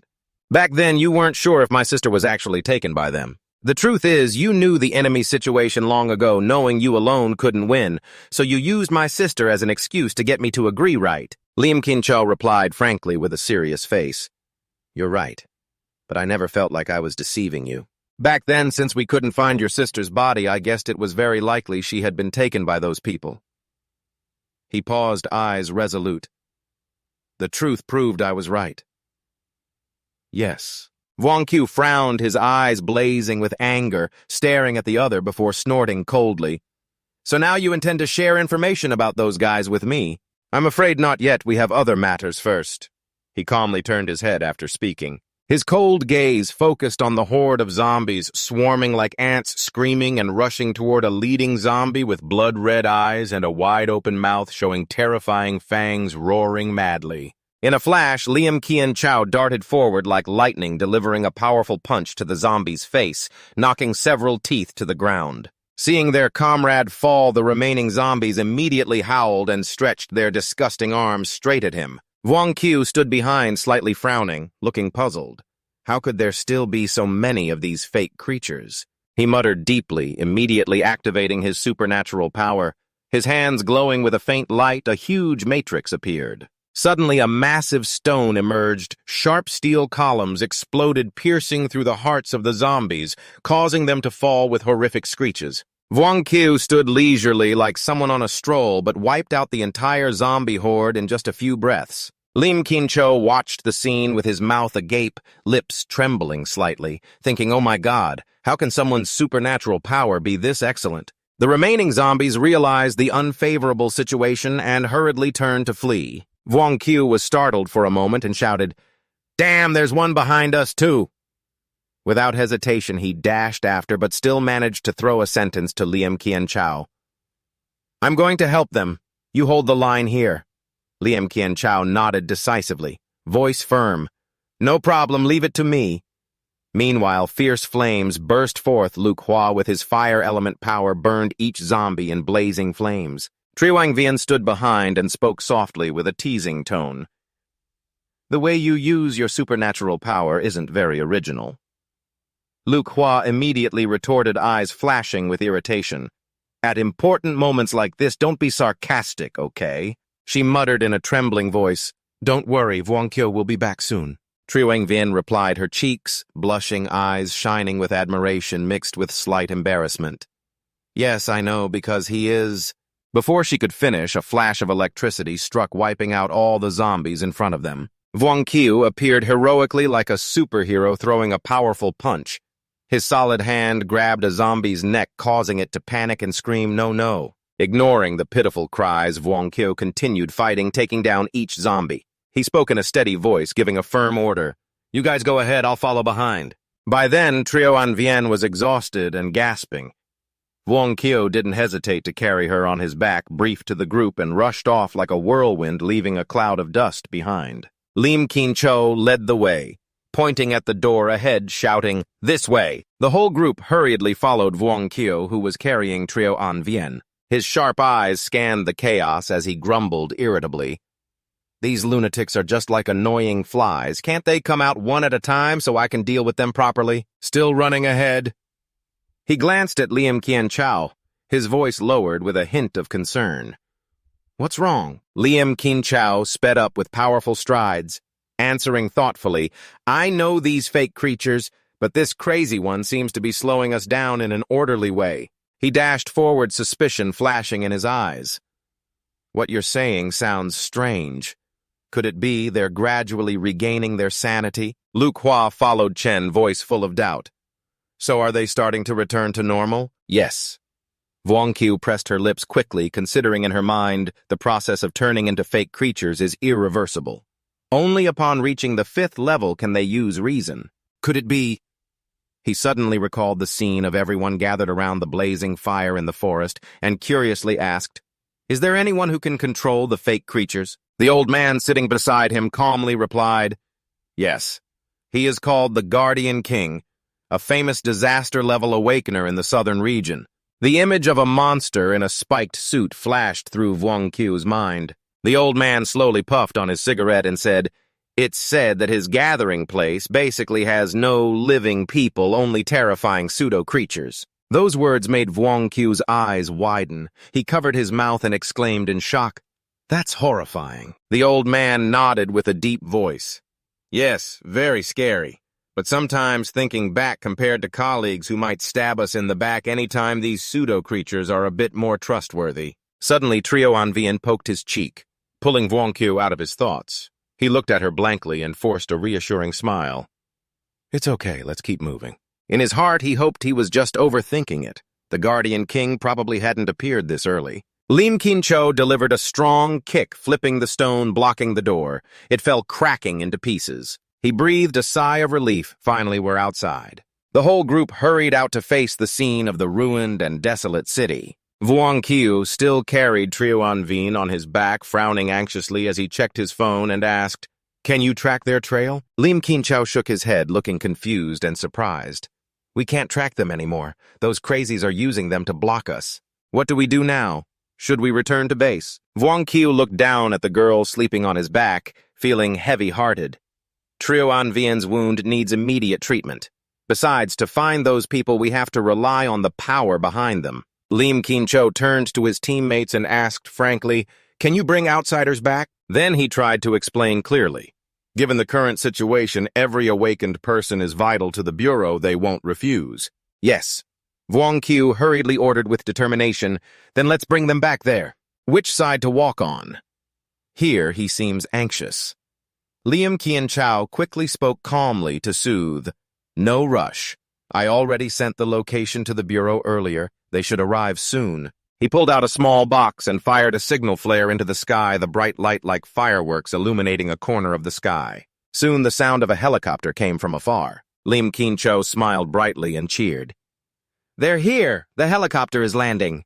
The group inside quickly placed Trio Anvian on a stretcher and took her inside. Vuong Qiu looked at the Bureau team with a polite but sincere tone. "Thank you for your hard work. Yes, from now on, let the logistics team search around to see if anyone else survived." The other person nodded and replied briefly. Behind Vuong Qiu sat down. Lu Hua held his hand tightly as they boarded the helicopter. The machine took off and merged into the dark night. Looking through the window, he pressed his lips together, his eyes sad, gazing into the distance, his heart heavy. "Sister, wait for me." On the table in front of him, several stacks of documents appeared, including information about his sister, Vuong Huan, experimental subject, 17.2-1, early stage successful experiment. She had awakened her psychic power. Suddenly, a cloud of white smoke rose, obscuring the view. Nyamli noticed Tuklam's unsettled mood and quickly spoke to soothe Tuklam. "Don't get agitated." But Tuklam clenched his fists and face filled with murderous intent, cursing, "Damn it." He glared and said harshly, "Tell me who is that witch, Amdin." She had the nerve to shock me with electricity just now. The three of them were startled as the white dust spread from the table to the floor. Nyamli exclaimed in surprise. "Huh." Tuklam pressed a button to listen on the desk phone. A cold voice sounded. "I am very disappointed in you." Tuklam panicked, placing his hand on the table, and quickly explained I was momentarily careless. If it weren't for Amdin's electric shock stun, I could have totally... But the other person cut him off coldly. "I'm not interested in hearing your excuses. The Special Security Bureau has already been watching you." The whole group listened attentively. The person decisively ordered, "From now on you must temporarily hide." Namli said, "Your ability makes you more suitable for moving." Yes, he and Father Loy together supplemented the consumption. This time his ability is very important to us in the future. Tuklam bowed his head and replied curtly, "Yes." The other person continued to instruct, "Now that the world is in chaos like this, I guess very soon the Special Security Bureau won't have the energy to pay attention to us anymore." Tuklam and Amdin, the two responsible for preparing Phase 2 of the experiment, remember that. "I hope we won't make mistakes again." Tuklam grimaced, gritting his teeth, and responded sharply, "Yes." Amdin nodded coldly in agreement. "Understood." Not long after, inside the large building, a strong psychic power burst out straight ahead, tearing through space. The white smoke gradually cleared to reveal Vuong Kyo just having unleashed the true fire to detect metal, a brilliant energy explosion. Lim Kin Chao stood beside, eyes wide open, thinking silently. Sure enough, this destructive power has reached its limit. He turned and smiled appreciatively. Your ability may have already risen to the high-potential psychic category. Hearing this, Vuong Kyo paused, condensing a sparkling arrow in his hand, and asked in surprise, high-potential psychic category. Lim Kin Chao nodded straightforwardly and explained, That's right. I remember the book that records that category. He spoke evenly. This is the S-tier list compiled by the Bureau. You probably know about the sensory chi domain, right? Vuong Kyo nodded briefly. I know. Psychic powers are the result of humans awakening the sensory chi domain. Lim Kin Chao continued, his gaze sharp. Exactly. This book records spatial materials, mental control, healing, transformation. Everyone has a sensory chi domain, but those who awaken it are more sensitive to it. However, some people have the talent to simultaneously extend multiple sensory chi domains. Such people, after awakening, find it very difficult to separate their psychic attributes. Finishing the sentence, he activated blood chi and fury, his body radiating a fierce, bright red light like fire. Although multisensory chi psychic powers are not necessarily stronger than a single sensory chi domain, many cases form more complex, powerful forces, which are the high-potential psychic powers. His psychic power exploded. Lim Kin Chao turned and threw a powerful punch, shaking the air.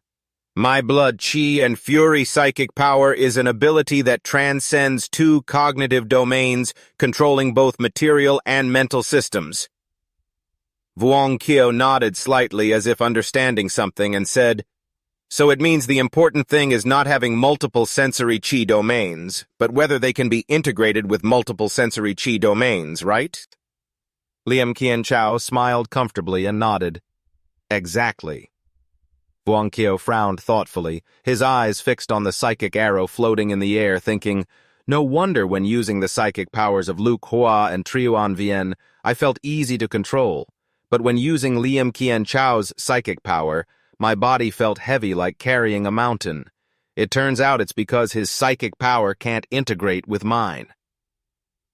He widened his eyes and suddenly realized the profound meaning. So this is the true way of using the multi-connection reverse system. It's not about connecting all psychic powers randomly, but choosing the ones that can be integrated to create the strongest psychic power. The two strode down the hallway. Lim Kin Chao glanced over and lightly patted his shoulder teasingly. You really don't consider having a PK fight with me? You're eager, huh? Vuong Kyo walked leisurely, chuckling lightly, and replied briefly, No, not interested, not next time either. Lim Kin Chao continued more seriously. According to your proposal, the Bureau is now searching for all organized crazies in the city. Do you really think the partners can control those crazies? Yes. Vuong Kyo's expression turned cold as he spoke slowly. I'm not sure either, but this is the only lead we have. Stepping outside, Lim Kin Chao sighed helplessly and said, All right, I hope your guess is right. Otherwise, just the thought of a bunch of psychics trying to control crazies is already a headache. Just then, both were startled when they saw someone signaling from the upper floor. Vuong Kyo froze in place, his eyes dazed. Mrs. Vuong. The woman with a sorrowful face placed her hand on her chest and murmured, Am I hallucinating? Little Huan, little Kyo, you two must be safe. Vuong Kyo hid behind a nearby building, feeling a restless surge inside, unsure how to face his mother. In the hospital room, a woman sat on the bed, the IV drip sparkling under the light. Seeing Vuong Kyo enter, Triuan Vien looked up and called loudly, Vuong Kyo, are you done with your exam? He smiled with concern and asked, Yes, finished. What are you drawing? She held up the painting, eyes squinting excitedly. It's of you. In the picture was a kid with bulging eyes and a flat mouth smiling foolishly. Vuong Kyo looked at her bewildered, excitedly asking, How is it? Does it look just like me? He scratched his head and responded awkwardly. Not bad, I'm a bright future, right? He nodded brightly and smiled. Right, a bright future.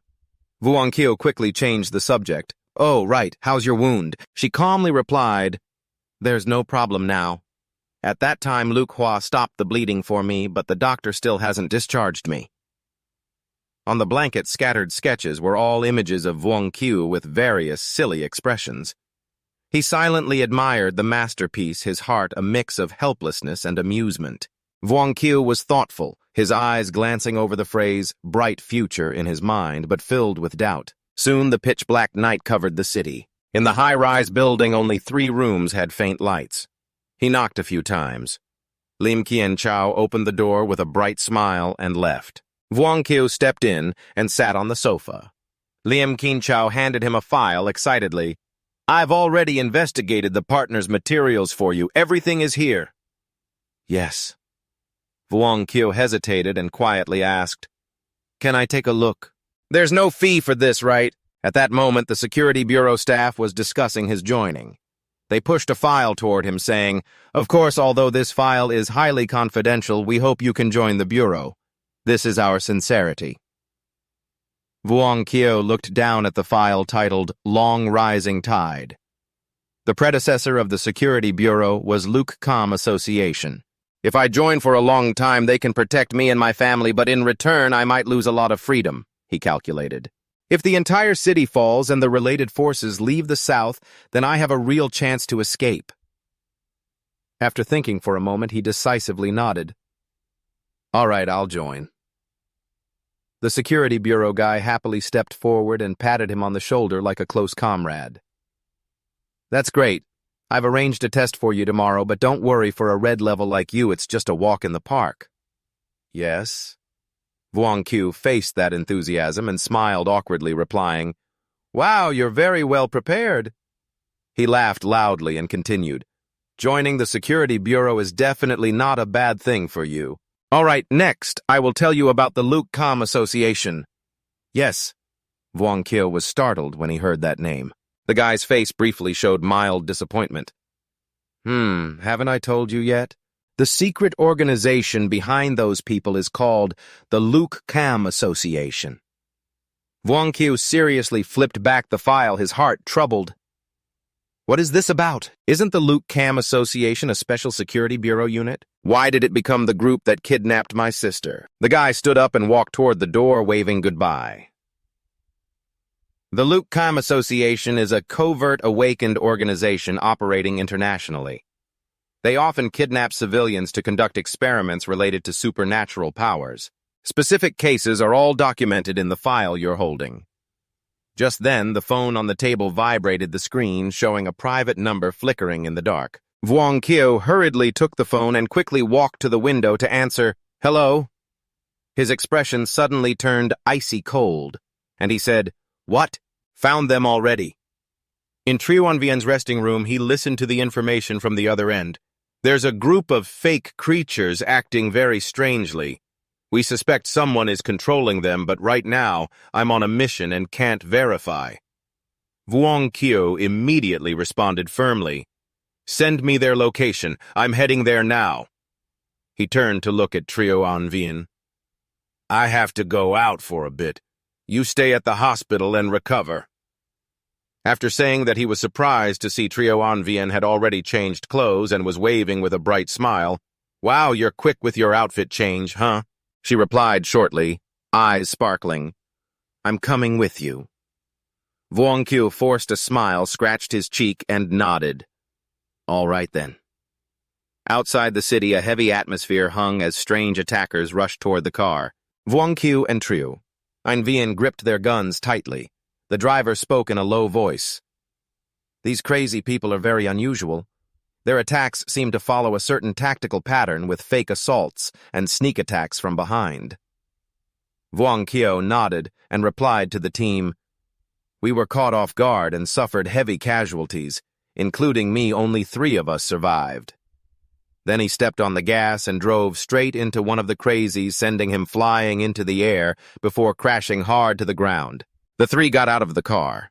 The driver walked behind and placed his hand on Vuong Qiu's shoulder, his tone grave. "I want to ask you 2 for a favor. If these crazies really have someone controlling them who is trying to kill my teammates, then you must kill him." Vuong Kio looked at the hand on his shoulder, understood, and nodded firmly. All right, I agree with you. At the funeral home in Than Te, a man was surrounded by crazies. From afar, a chubby guy named Bo Loi sat watching and shouted, "Hurry up and add more strength!" He smiled evilly with his red-level ability. "Just kill the two in front of you and I'll let you go." Suddenly, a tall figure burst out from the ground and growled, "Found a new target!"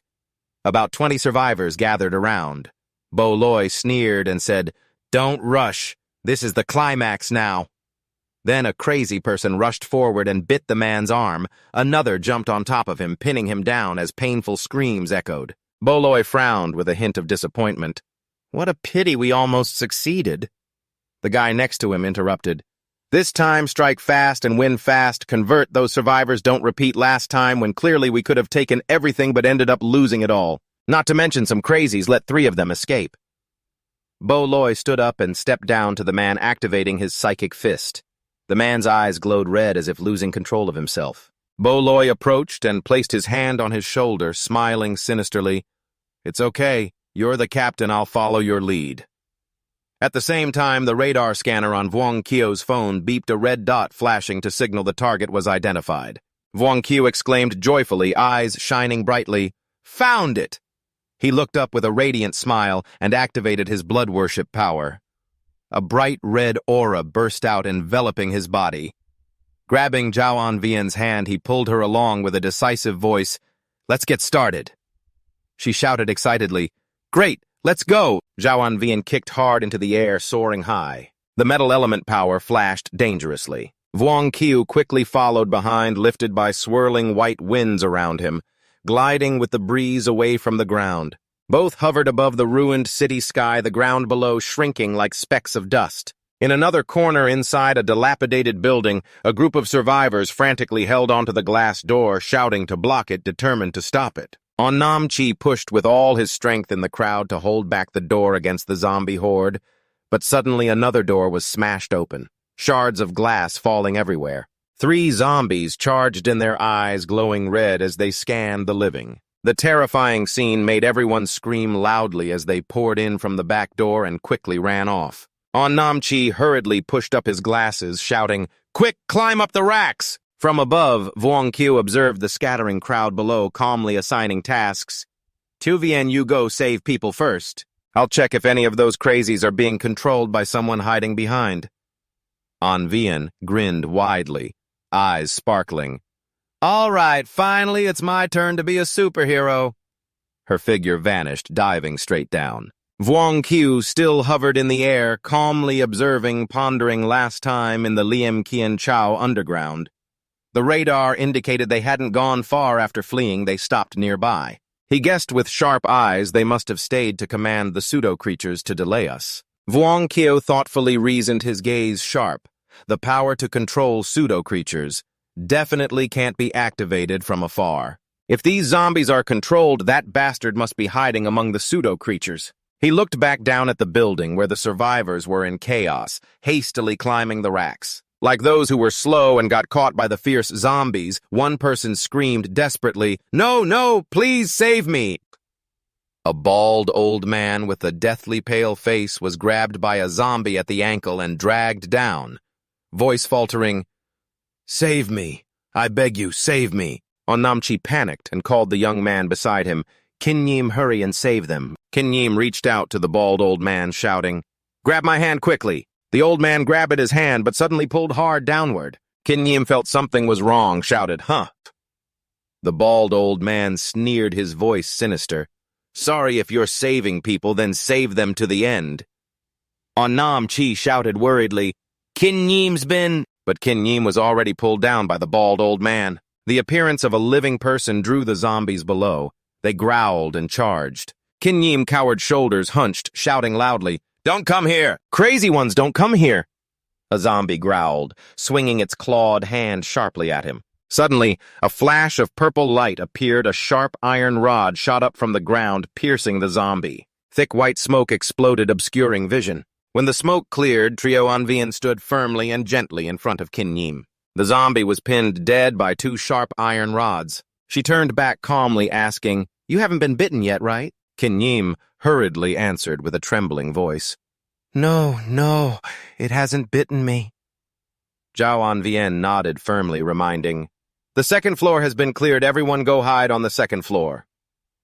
Namchi rushed down quickly, helping Kinyim to stand up. He was grateful, voice trembling. Thank you. Bo Loi hid among the zombies, witnessing everything, muttering angrily. A kid with psychic powers meddling in other people's business. He stretched out his hand to activate his psychic palm, a sinister smile spreading across his lips. The most annoying ones are those who meddle, then you'll die along with them. The zombies immediately twisted their bodies and roared, closing in step by step on Trio Anvian, who noticed them rushing as if injected with adrenaline. Trio Anvian clicked her tongue, looking annoyed, raised her gun straight ahead, muttering, Shooting these things is really annoying. The two-toned, haired young woman suddenly aimed her gun at the sky and fired several shots in rapid succession, shouting excitedly, This way is still more convenient. Bo Loi observed from afar, smirking wickedly. Here to put on a show, huh? Can warning shots into the sky scare fake creatures? But the bullets fired were not wasted. They carried hot, fiery power soaring upward, then raining down like a sudden storm, burning the zombies. Bo Loi, hiding among the zombies, was caught off guard and wounded by the firepower. He panted angrily, shouting, Let's see if your gun can still be used like this. Vuong Qiu had been waiting for the right moment, smiling slyly. Where can you run? Found you! Bo Loi panicked, hurriedly commanding 3 zombies to shield him like sandbags, absorbing the attack. He gritted his teeth and growled, Damn it, this time the loss is heavy. Not only that, the newly added zombies also suffered severe damage, he muttered irritably. Suddenly a chill ran down Bo Loi's spine, causing him to brace himself. His heart jumped and irrational fear surged. Vuong Qiu swooped down from above to intercept the enemy. He landed the ground, cracking under his tremendous force. Bo Loi panicked and stepped back, screaming in horror. Who? Vuong Qiu coldly drew his gun, his gaze sharp as a knife. Bo Loi hurriedly controlled the zombies, using them as shields to take stray bullets from Vuong Qiu. He smirked arrogantly. I thought everything was going according to plan. But Vuong Qiu, with a hint of pride, smiled softly. Close, but no cigar. Just then, a heavy iron cabinet fell from the sky. Bo Loi looked up in shock, yelling, Damn it! Although he saw it clearly, his reflexes were not fast enough. The cabinet slammed down, knocking Bo Loi to the ground, groaning in pain. He weakly growled, Who the hell are you? Vuong Qiu replied coldly, gun pointed threateningly. If you want to live, tell those crazy ones under your control to fall back now. Bo Loi scratched his face, pretending to surrender with a sneer. Okay, you've got a gun, you're the boss. He activated his power, and the zombies around made meaningless, sounds as they all retreated a good distance from Vuong Qiu. Vuong Qiu intently observed the zombies. Trio Anvian checked around. After confirming everything was secure, she nodded in agreement. Bo Loi saw their interaction, fuming and yelling. You and that crazy girl are from the same gang. Say whatever you want. What exactly do you want? Food from the pharmacy store or a girl? Vuong Qiu frowned, thinking silently whether he really didn't recognize her or was just stalling for time. Seeing him silent, Bo Loi laughed contemptuously. It's not simply because of kindness that you want to save people, right? Vuong Qiu stomped down hard nearby, saying, Why not? Bo Loi snorted coldly. This was disdain. No way you've awakened as a psychic too and still this naive. Yes, Vuong Qiu didn't want to argue. The gun is still aimed straight, threatening. These aren't the words of someone who has a gun pointed at their head. Bo Loi isn't afraid at all. Wiping the blood from the corner of his mouth, he confidently replies, If you wanted to kill me, you would have done it a long time ago. You don't dare kill me! He only commands the zombies with an even more defiant tone. Kill me, kill me. These crazy cannibals will completely lose control. By then, you and the girl beside you will safely get out of here. But what about the normal people over there? Can you protect them? He shouts loudly, his voice echoing as if wanting even those hiding upstairs to hear. Even if you save them today, what use will it have afterward? This whole world is full of lunatics. Do you think you can protect them forever? Sooner or later, they will die. Your kindness won't change anything. Your choice only reassures yourself. It only makes them continue living in fear. Bo Loi suddenly laughs coldly, shouting arrogantly, "You won't save anyone! Goodbye." At that moment, from underground, a cold and threatening hand suddenly reaches up. Yes. Vuong Qiu calmly grabs the hand reaching up from the ground, smirking coldly. "Ha ha, enough yet." Bo Loi, feeling proud, suddenly falls silent, stunned as he looks at the hand tightly gripped by him. "Yes." Vuong Qiu coldly glances at him with a mocking tone. "You think you're just stalling for time, don't you?" He yanks hard and pulls out a muscular man with a tan complexion. Vuong Qiu shouts loudly, "I won't make the same mistake twice, Xiaovian." Suddenly, giant pillars burst from the ground, connected by iron bars to form a massive ancient arena. Vuong Qiu's mutant energy activation swallows everything in the enclosed space. Nyam Li looks up in amazement, saying, "This is Vuong Qiu." Vuong Qiu introduces himself in a firm voice. "I call this move the Golden Arena Special. Get ready for your earth-boring ability. How do you feel about that?" Nyam Li scoffs, replying, "If you treat me with such respect, I feel like I should be proud." He lunges forward, growling, "But I think you forgot the most important point." His fist clenches and swings straight at Vuong Qiu. "How can you survive and escape alone against us?" At the same time, Bo Loi calls on 2 zombies to help him escape the iron cabinet, shouting loudly. But it can't stop the crazies outside. He smirks maliciously, worrying that with the zombies outside, that crazy girl won't be able to protect the survivors. How stupid. Bo Loi points at Vuong Qiu, activating his ability and ordering, "Go find death, kill him all." The zombies roar and rush forward. Vuong Qiu tilts his body to dodge Nam Lai's powerful punch. Coldly raising his gun, a bullet spirals out and pins a zombie, but it's still not enough to stop the whole horde. Watching the zombies rush in, he silently thinks that not stopping them outside is really to protect Zhao Vian and the survivors. Vuong Qiu fires continuous shots, the bullets tearing through the air. Despite the large number of zombies, they don't create enough pressure to stop him from thinking. But Zhao Vian is holding the death stance while watching both sides with no guarantee that nothing unexpected will happen. But his goal doesn't stop there. He lowers his head and slowly changes to a new magazine. Taking advantage of his momentary distraction, Nam Lai suddenly lunges from behind his fist full of strong energy, as if wanting to crush him. Vuong Qiu clenches his fist and shouts loudly, covering. Vuong Qiu spins and throws a powerful punch to counter Nam Lai. The 2 fists collide, creating a terrifying force that shakes the air. Nyam Li is knocked back, shouting in surprise, "That bastard isn't a fire demon but controls the Golden Arena, yet he has such strength." Vuong Qiu rubs his wrist, smirking arrogantly and turning to Bo Loi. "Your turn, loser who only knows how to hide behind zombies." Bo Loi angrily tears off his camouflage and roars, "Nonsense, who's the loser? My ability is this strong, what do you know?" His chaotic emotions trigger the system in Vuong Qiu's mind to alert that your relationship with Bo Loi has become extremely hostile enemies. The opportunity for binding has come. Connection is possible. Vuong Qiu widens his eyes, thinking, "Getting him angry is easier than I thought." He smiles and calculates that as long as he finds the chance to successfully link with Bo Loi, the reward will be in his hands. Without hesitation, Vuong Qiu charged into the crowd of zombies and 2 overwhelmingly powerful enemies, causing the zombies to fall and scatter after just 1 strike. Bo Loi crazily activated his ability and shouted loudly, rushing forward, "Come on, let me kill them! Kill them all!" Nyam Li, being more clear-headed, observed the battle and vaguely noticed something unusual. He shouted a warning, "Be careful, that bastard is very abnormal, don't underestimate him." But Bo Loi, as if his head was full of air, became even more bloodthirsty when his teammate reminded him, "The more I want it, the more I want to turn it into my puppet." He roared and unleashed his psychic power. The zombies under his control were enhanced, entering a state where their violent strength surged dramatically. Nyam Li looked at this scene, speechlessly, silently cursing, "Why do I feel like everyone around me has a screw loose?" Even so, he still joined forces with Bo Loi, slamming both arms down hard on the ground to activate his ability. No matter how strong that kid was, if he hadn't broken through the red-level range, it was still just a hand suddenly sprouting from the ground aimed straight at Vuong Qiu. While busy dealing with the zombies, he was startled and quickly jumped back, narrowly avoiding danger. It was too risky. But that wasn't all. Another giant hand shot up from the ground.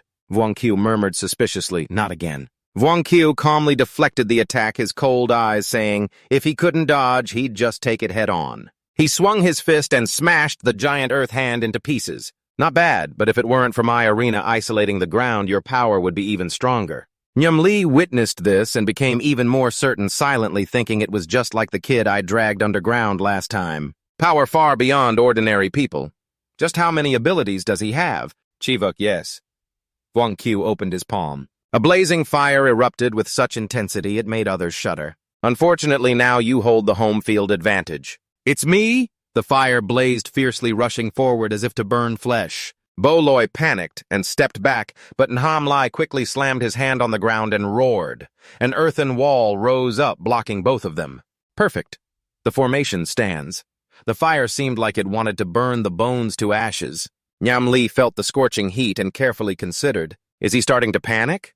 Looks like he's realized the battle has reached a deadlock unfavorable to him. He glanced at Boloi, thinking to himself, because it's a direct fight, he can't break through my armor, but Boloi isn't good at close combat.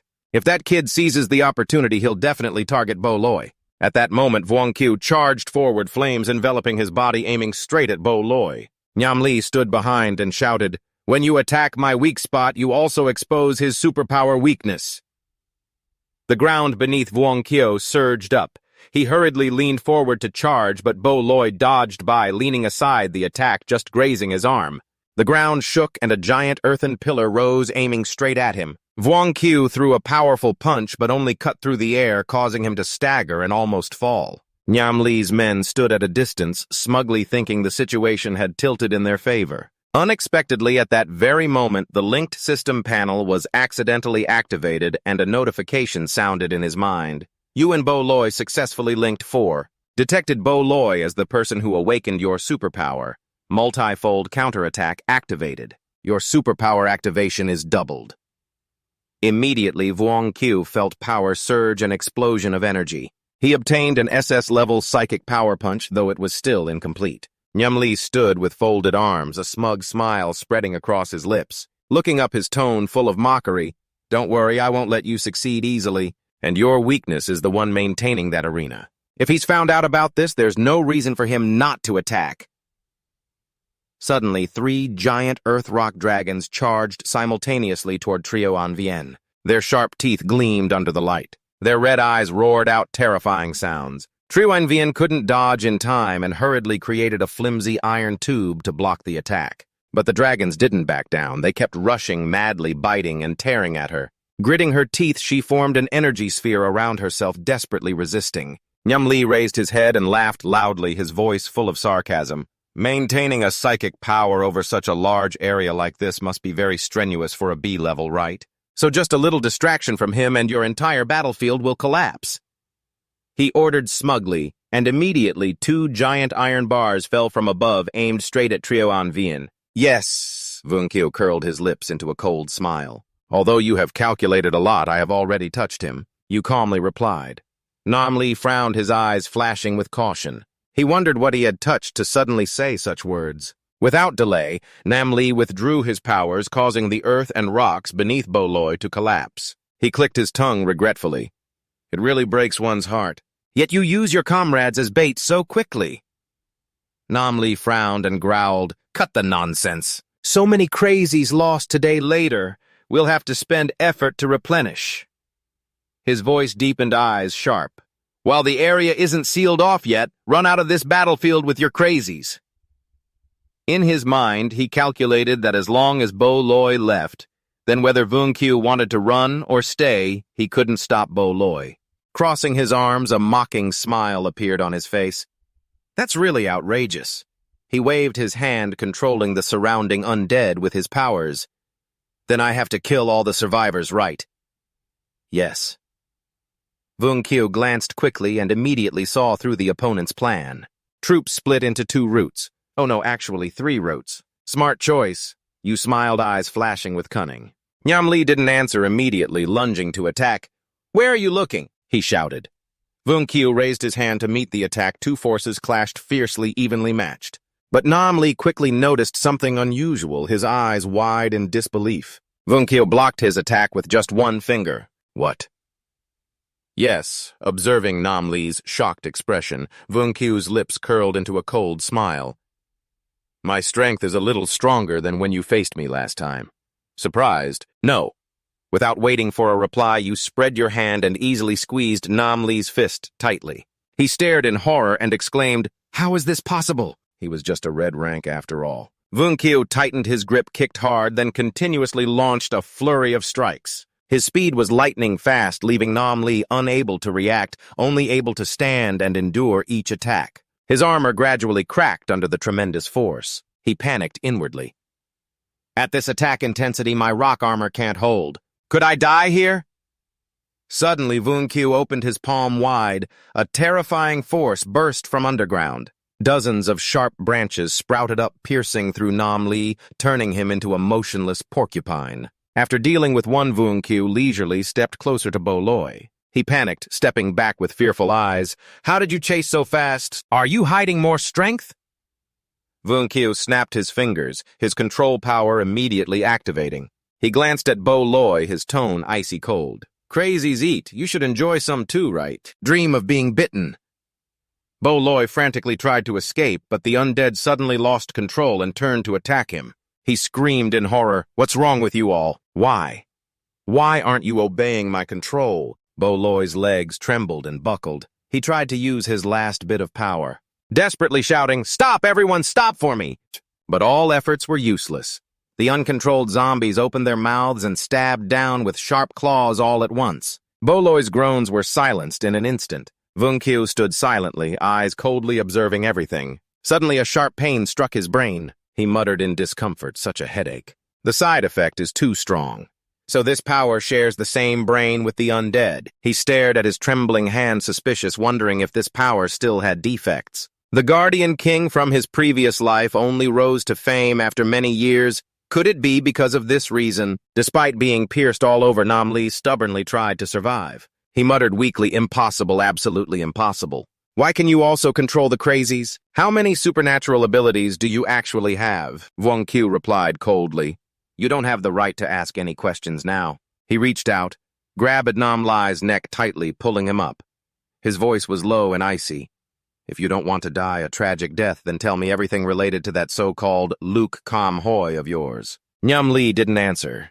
Instead, he growled a threat in a hoarse voice. "You're definitely going to die. The people behind me will never forgive you."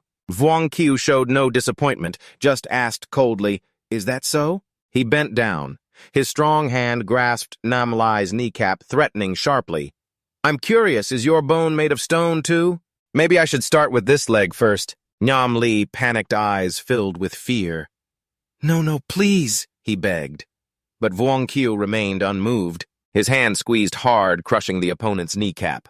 Nam Lee screamed in pain, spitting out a mouthful of fresh blood. Vunkyu looked up coldly, his merciless gaze scanning him. "So it's just normal bones after all. What about other parts?" Exhausted, Nam Lai gave in trembling voice, "I'll talk. I'll tell you everything." Vunkyu nodded with satisfaction. "Then start by telling me about my sister. Where is she now? Is she alive or dead?" Nam Lee whispered weakly. "Your sister is not dead yet. She has passed the first stage of the experiment. Before the second stage begins, we won't let her die." Vunkyu frowned, eyes sharp. "What experiment?"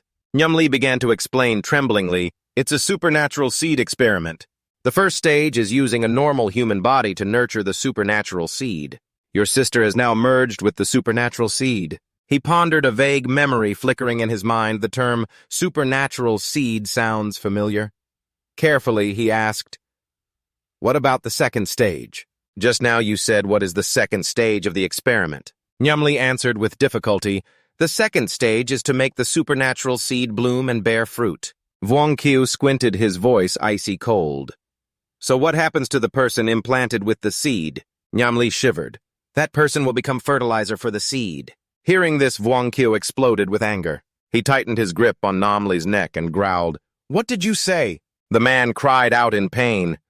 No, please," trembling. Nam Lai begged, "Don't kill me, I'm still useful. I know where the second stage experiment is conducted." Vunkyu released his grip, cold as a blade. "Hurry up and tell me." Nam Lee hurriedly confessed, "It's under the parking lot of Hospital Number 2. We were assigned there waiting for the right moment." Vunkyu frowned, voice sharp. "When is the right moment?" Nam Lee shook his head, trembling voice. "I really don't know that. I just follow orders." He stared piercingly. Whose orders do you follow? Nyam Li was terrified, lips moving, but dared not speak. I can't say. If I do, I'll die. Wang Qiu opened his hand. A sharp piece of metal glinted in the air, squinting his threatening voice cold. If you don't speak, you'll still die. I guarantee you'll die a miserable death. Nearby, the Vong Sin Gia group opened their mouths, growling and starting to tear into their meal. Bo Loi suddenly woke up, eyes wide in horror, as the zombies lunged at him, ripping flesh from his body. Fear and gut-wrenching pain made him tremble. He muttered hoarsely, "These guys really stink." Like then, Bo Loi's memories suddenly drifted back to painful past moments. He recalled days of bullying when cruel kids pushed his head to the ground, constantly cursing, "You damn fatso, you think you're tough snitching, you got me punished by my dad." Bo Loi weakly defended, I really didn't snitch. It was the teacher who found out after calling my dad, but the bullies didn't care. They shouted even louder, "Snitch all you want today, you'll have to rinse your mouth clean." That day, accused of snitching, Bo Loi was brutally beaten. When it was over, he dragged himself home, body covered in wounds, heart heavy with pain. A woman passing by saw his pitiful state and asked, "What's wrong with your face? Did those kids bully you?" Afraid of harsh punishment, Bo Loi hurriedly denied, "No, miss, I'm okay." After speaking, he ran off headlong without daring to look back or say another word. Inside, he was screaming that it was all because of her that she followed justice and caused me to be beaten. Bo Loi fled with a chaotic mind, wondering what the difference was between justice that couldn't be fully realized and those who bullied him. While running, he collided with someone else. His heavy body fell onto the pavement. Out of habit, Bo Loi tremblingly muttered an apology. The person he collided with was a beautiful woman. She smiled and extended her hand, speaking kindly. "Are you okay, Bo Loi?" Staring in awe at her beauty, she then gently asked, "If you had strength, would you seek revenge on those who bullied you, or would you forgive them?" Bo Loi was stunned. The question made his expression blank, revenge or forgiveness. He looked at the girl, feeling she was like an angel, even more sacred than an angel. The answer had long been in his heart. He bluntly replied, "I want revenge. I want to take revenge on all of them." That day, Bo Loi's life completely changed. He began to fight back, strangling those who had bullied him, using force to return all the pain he had endured until they collapsed at his feet. In a deserted alley, the bullies knelt, begging for mercy. Trembling voices from the fat kid. "Please spare us." Bo Loi stood there, realizing they didn't even remember his real name. Pain mixed with anger. His eyes reddened and tears welled up. He shouted with a choked voice, "You bullied me for so long, but you can't even remember my name." Suddenly enlightened, he muttered, "I suddenly realized that weakness is like the stench in the bathroom all along. It can't protect me. It was just me deceiving myself." The beautiful woman gently patted Bo Loi's shoulder, her warm eyes happy. "No, right?" He smiled brightly and replied, "Very happy. I've never felt this way before." Then, hesitantly, his eyes sparkling, "Can I ask you something?" The woman smiled and nodded. "Of course." Reality and past intertwined like vague memories the present. Wang Chao, with cold eyes, almost asked Nam Lai behind him, "Who are you really?" Meanwhile, the past Bo Loi, with a radiant smile, asked the beautiful woman, "Who are you really?" The woman grabbed Bo Loi's shoulder. An invisible pressure made him tremble as she softly said in a low voice, "Can I tell you my name?" One word escaped in reality. Saint and Nam Lai painfully uttered the last word, Silas. Immediately his body twisted violently, eyes rolled back, blood gushed from his throat. Bo Loi, like a crazed monster, charged straight at Wang Chao. Before he could react, a black-purple cord from behind tightly wrapped his ankle, pulling him back. Zhao Yingyuan confidently controlled the cord, helping him avoid the terrifying attack from Bo Loi. His punch smashed the ground where Wang Chao had just stood into pieces. She smirked teasingly. "Too slow, as if you've been waiting a long time." Zhao Yingyuan excitedly raised her hand, summoning a powerful force surrounding Bo Loi. "I've waited until I'm starving," she shouted. Bo Loi threw another punch at her, but the black-purple cords from the power tightly bound him, stiffening his body. However, in the blink of an eye, he swung his arm powerfully to break free. Zhao Yingyuan was stunned and unable to stop him. Bo Loi seemed to be entering a growth phase, becoming stronger than ever. She muttered helplessly, "I have no control over him." Yet she and Wang Chao still coordinated smoothly, preparing to face the monster before them. Wang Chao focused the power of the flame into her arm, dazzling sparks blazing fiercely.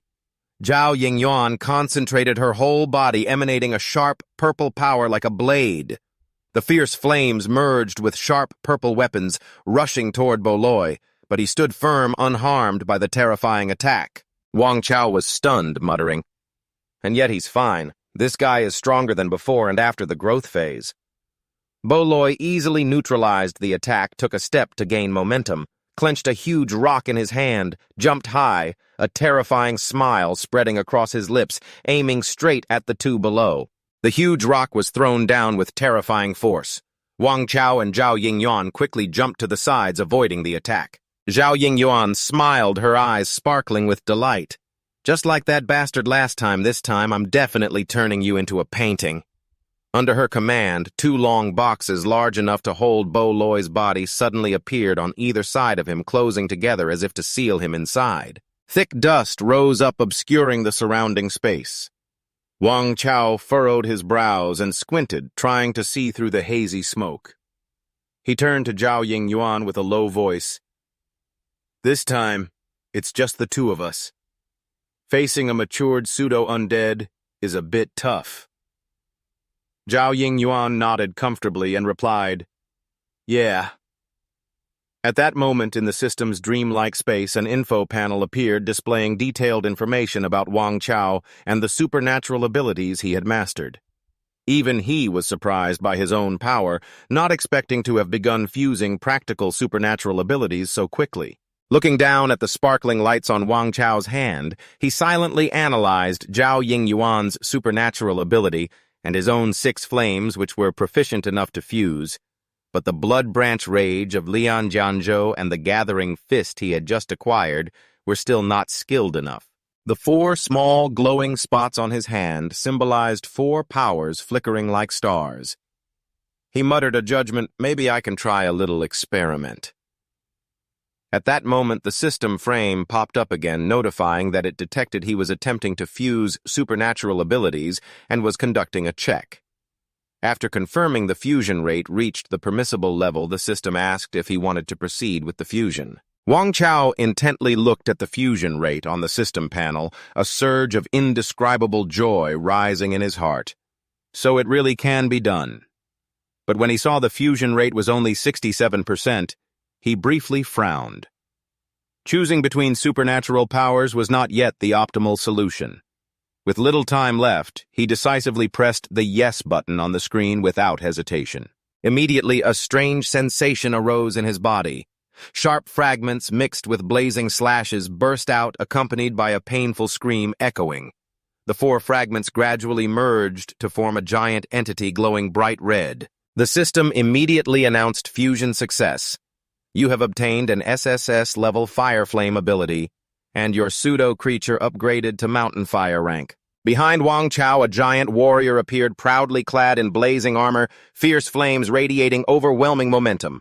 After unleashing his full power, he panted, leaning on his knee, muttering, "So this means it really worked." Still amazed by the new supernatural ability, Wang Chao glanced at the giant entity beside him. A strange feeling rose, as if there was more than one body. In the distance, Zhao Yingyuan struggled to maintain the containment box imprisoning Bole, preventing him from escaping. Wang Chao shouted loudly, "Xiao Yan, get out of the way!" He took a stance ready to confront the monster hand to hand. Zhao Yingyuan grinned mischievously and replied, "I've been waiting for you for a long time." As Wang Chao turned and threw a punch, the giant warrior behind him also swung a blazing fist directly at Bole.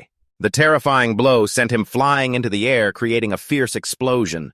The ground and rocks in front of Wang Chao shattered dust thick in the air. He silently marveled at the destructive force reaching Mountain Fire rank. No wonder it was an SSS-level supernatural ability. Bole struggled to stand, his body trembling and smoking as if just scorched. Wang Chao clenched his flaming hand tightly, his eyes sparkling with excitement. Too strong Bole, in his pseudo-undead form, roared angrily, his voice full of rage at possessing a new power. Wang Chao showed no fear toward anyone, curling his lips into a confident smile. Indeed, this was the true way to link multiple supernatural abilities in a reflective fusion. A punch blazing like hellfire was thrown along with the determined shout of the giant warrior behind him. At the same time, he swung his fist, creating a devastating strike. Boley couldn't block it, and only absorbed the blow being flung far and smashing hard into a nearby pillar. A loud boom shook the entire space. He squinted in disbelief at what was happening, grinding his teeth as he struggled to stand. Seeing Boley still stubbornly resisting Wang Chao, spread his arms wide and unleashed the warrior's move.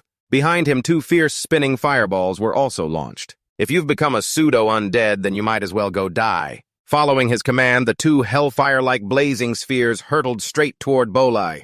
Helpless, he could only stand still and take the full brunt of the attack. His entire body was engulfed in a sea of flames. The fire flared fiercely and then gradually dispersed. Through the drifting smoke as the dust settled, Boley's battered body was revealed with a few embers still slowly burning parts of his flesh. Wang Chao looked at him and slightly curled his lips as if appreciating the resilience. Wow, still didn't burn to death.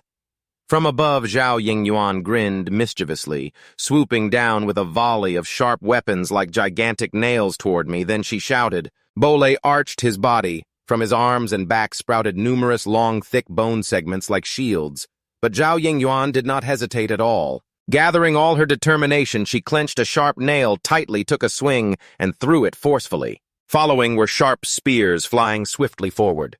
The strike caused a shocking explosion, smoke and fire bursting across the sky. That very attack pinned Father Loy to the pillar behind, sending him to the heavens in the most tragic way possible. His whole body was bruised, bones breaking one after another like falling leaves. Even Vung Qiu looked at Triwan Vian with admiration, silently marveling at her strength and determination. Triwan Vian seemed to suddenly become stronger than ever before. She raised both hands high, a proud smile shining brightly on her lips. Vung Qiu helplessly scratched her head and muttered that just because of competition, she broke through to the pink star level. Triwan Vian skillfully controlled the fake undead creature before her with her power. But full of joy, she wore a satisfied smile. Fortunately, the drawing was preserved. Even in her excitement, she climbed onto Father Loy's shoulders, making Vung Qiu only shake her head in dismay. Her brain is way too complicated to understand.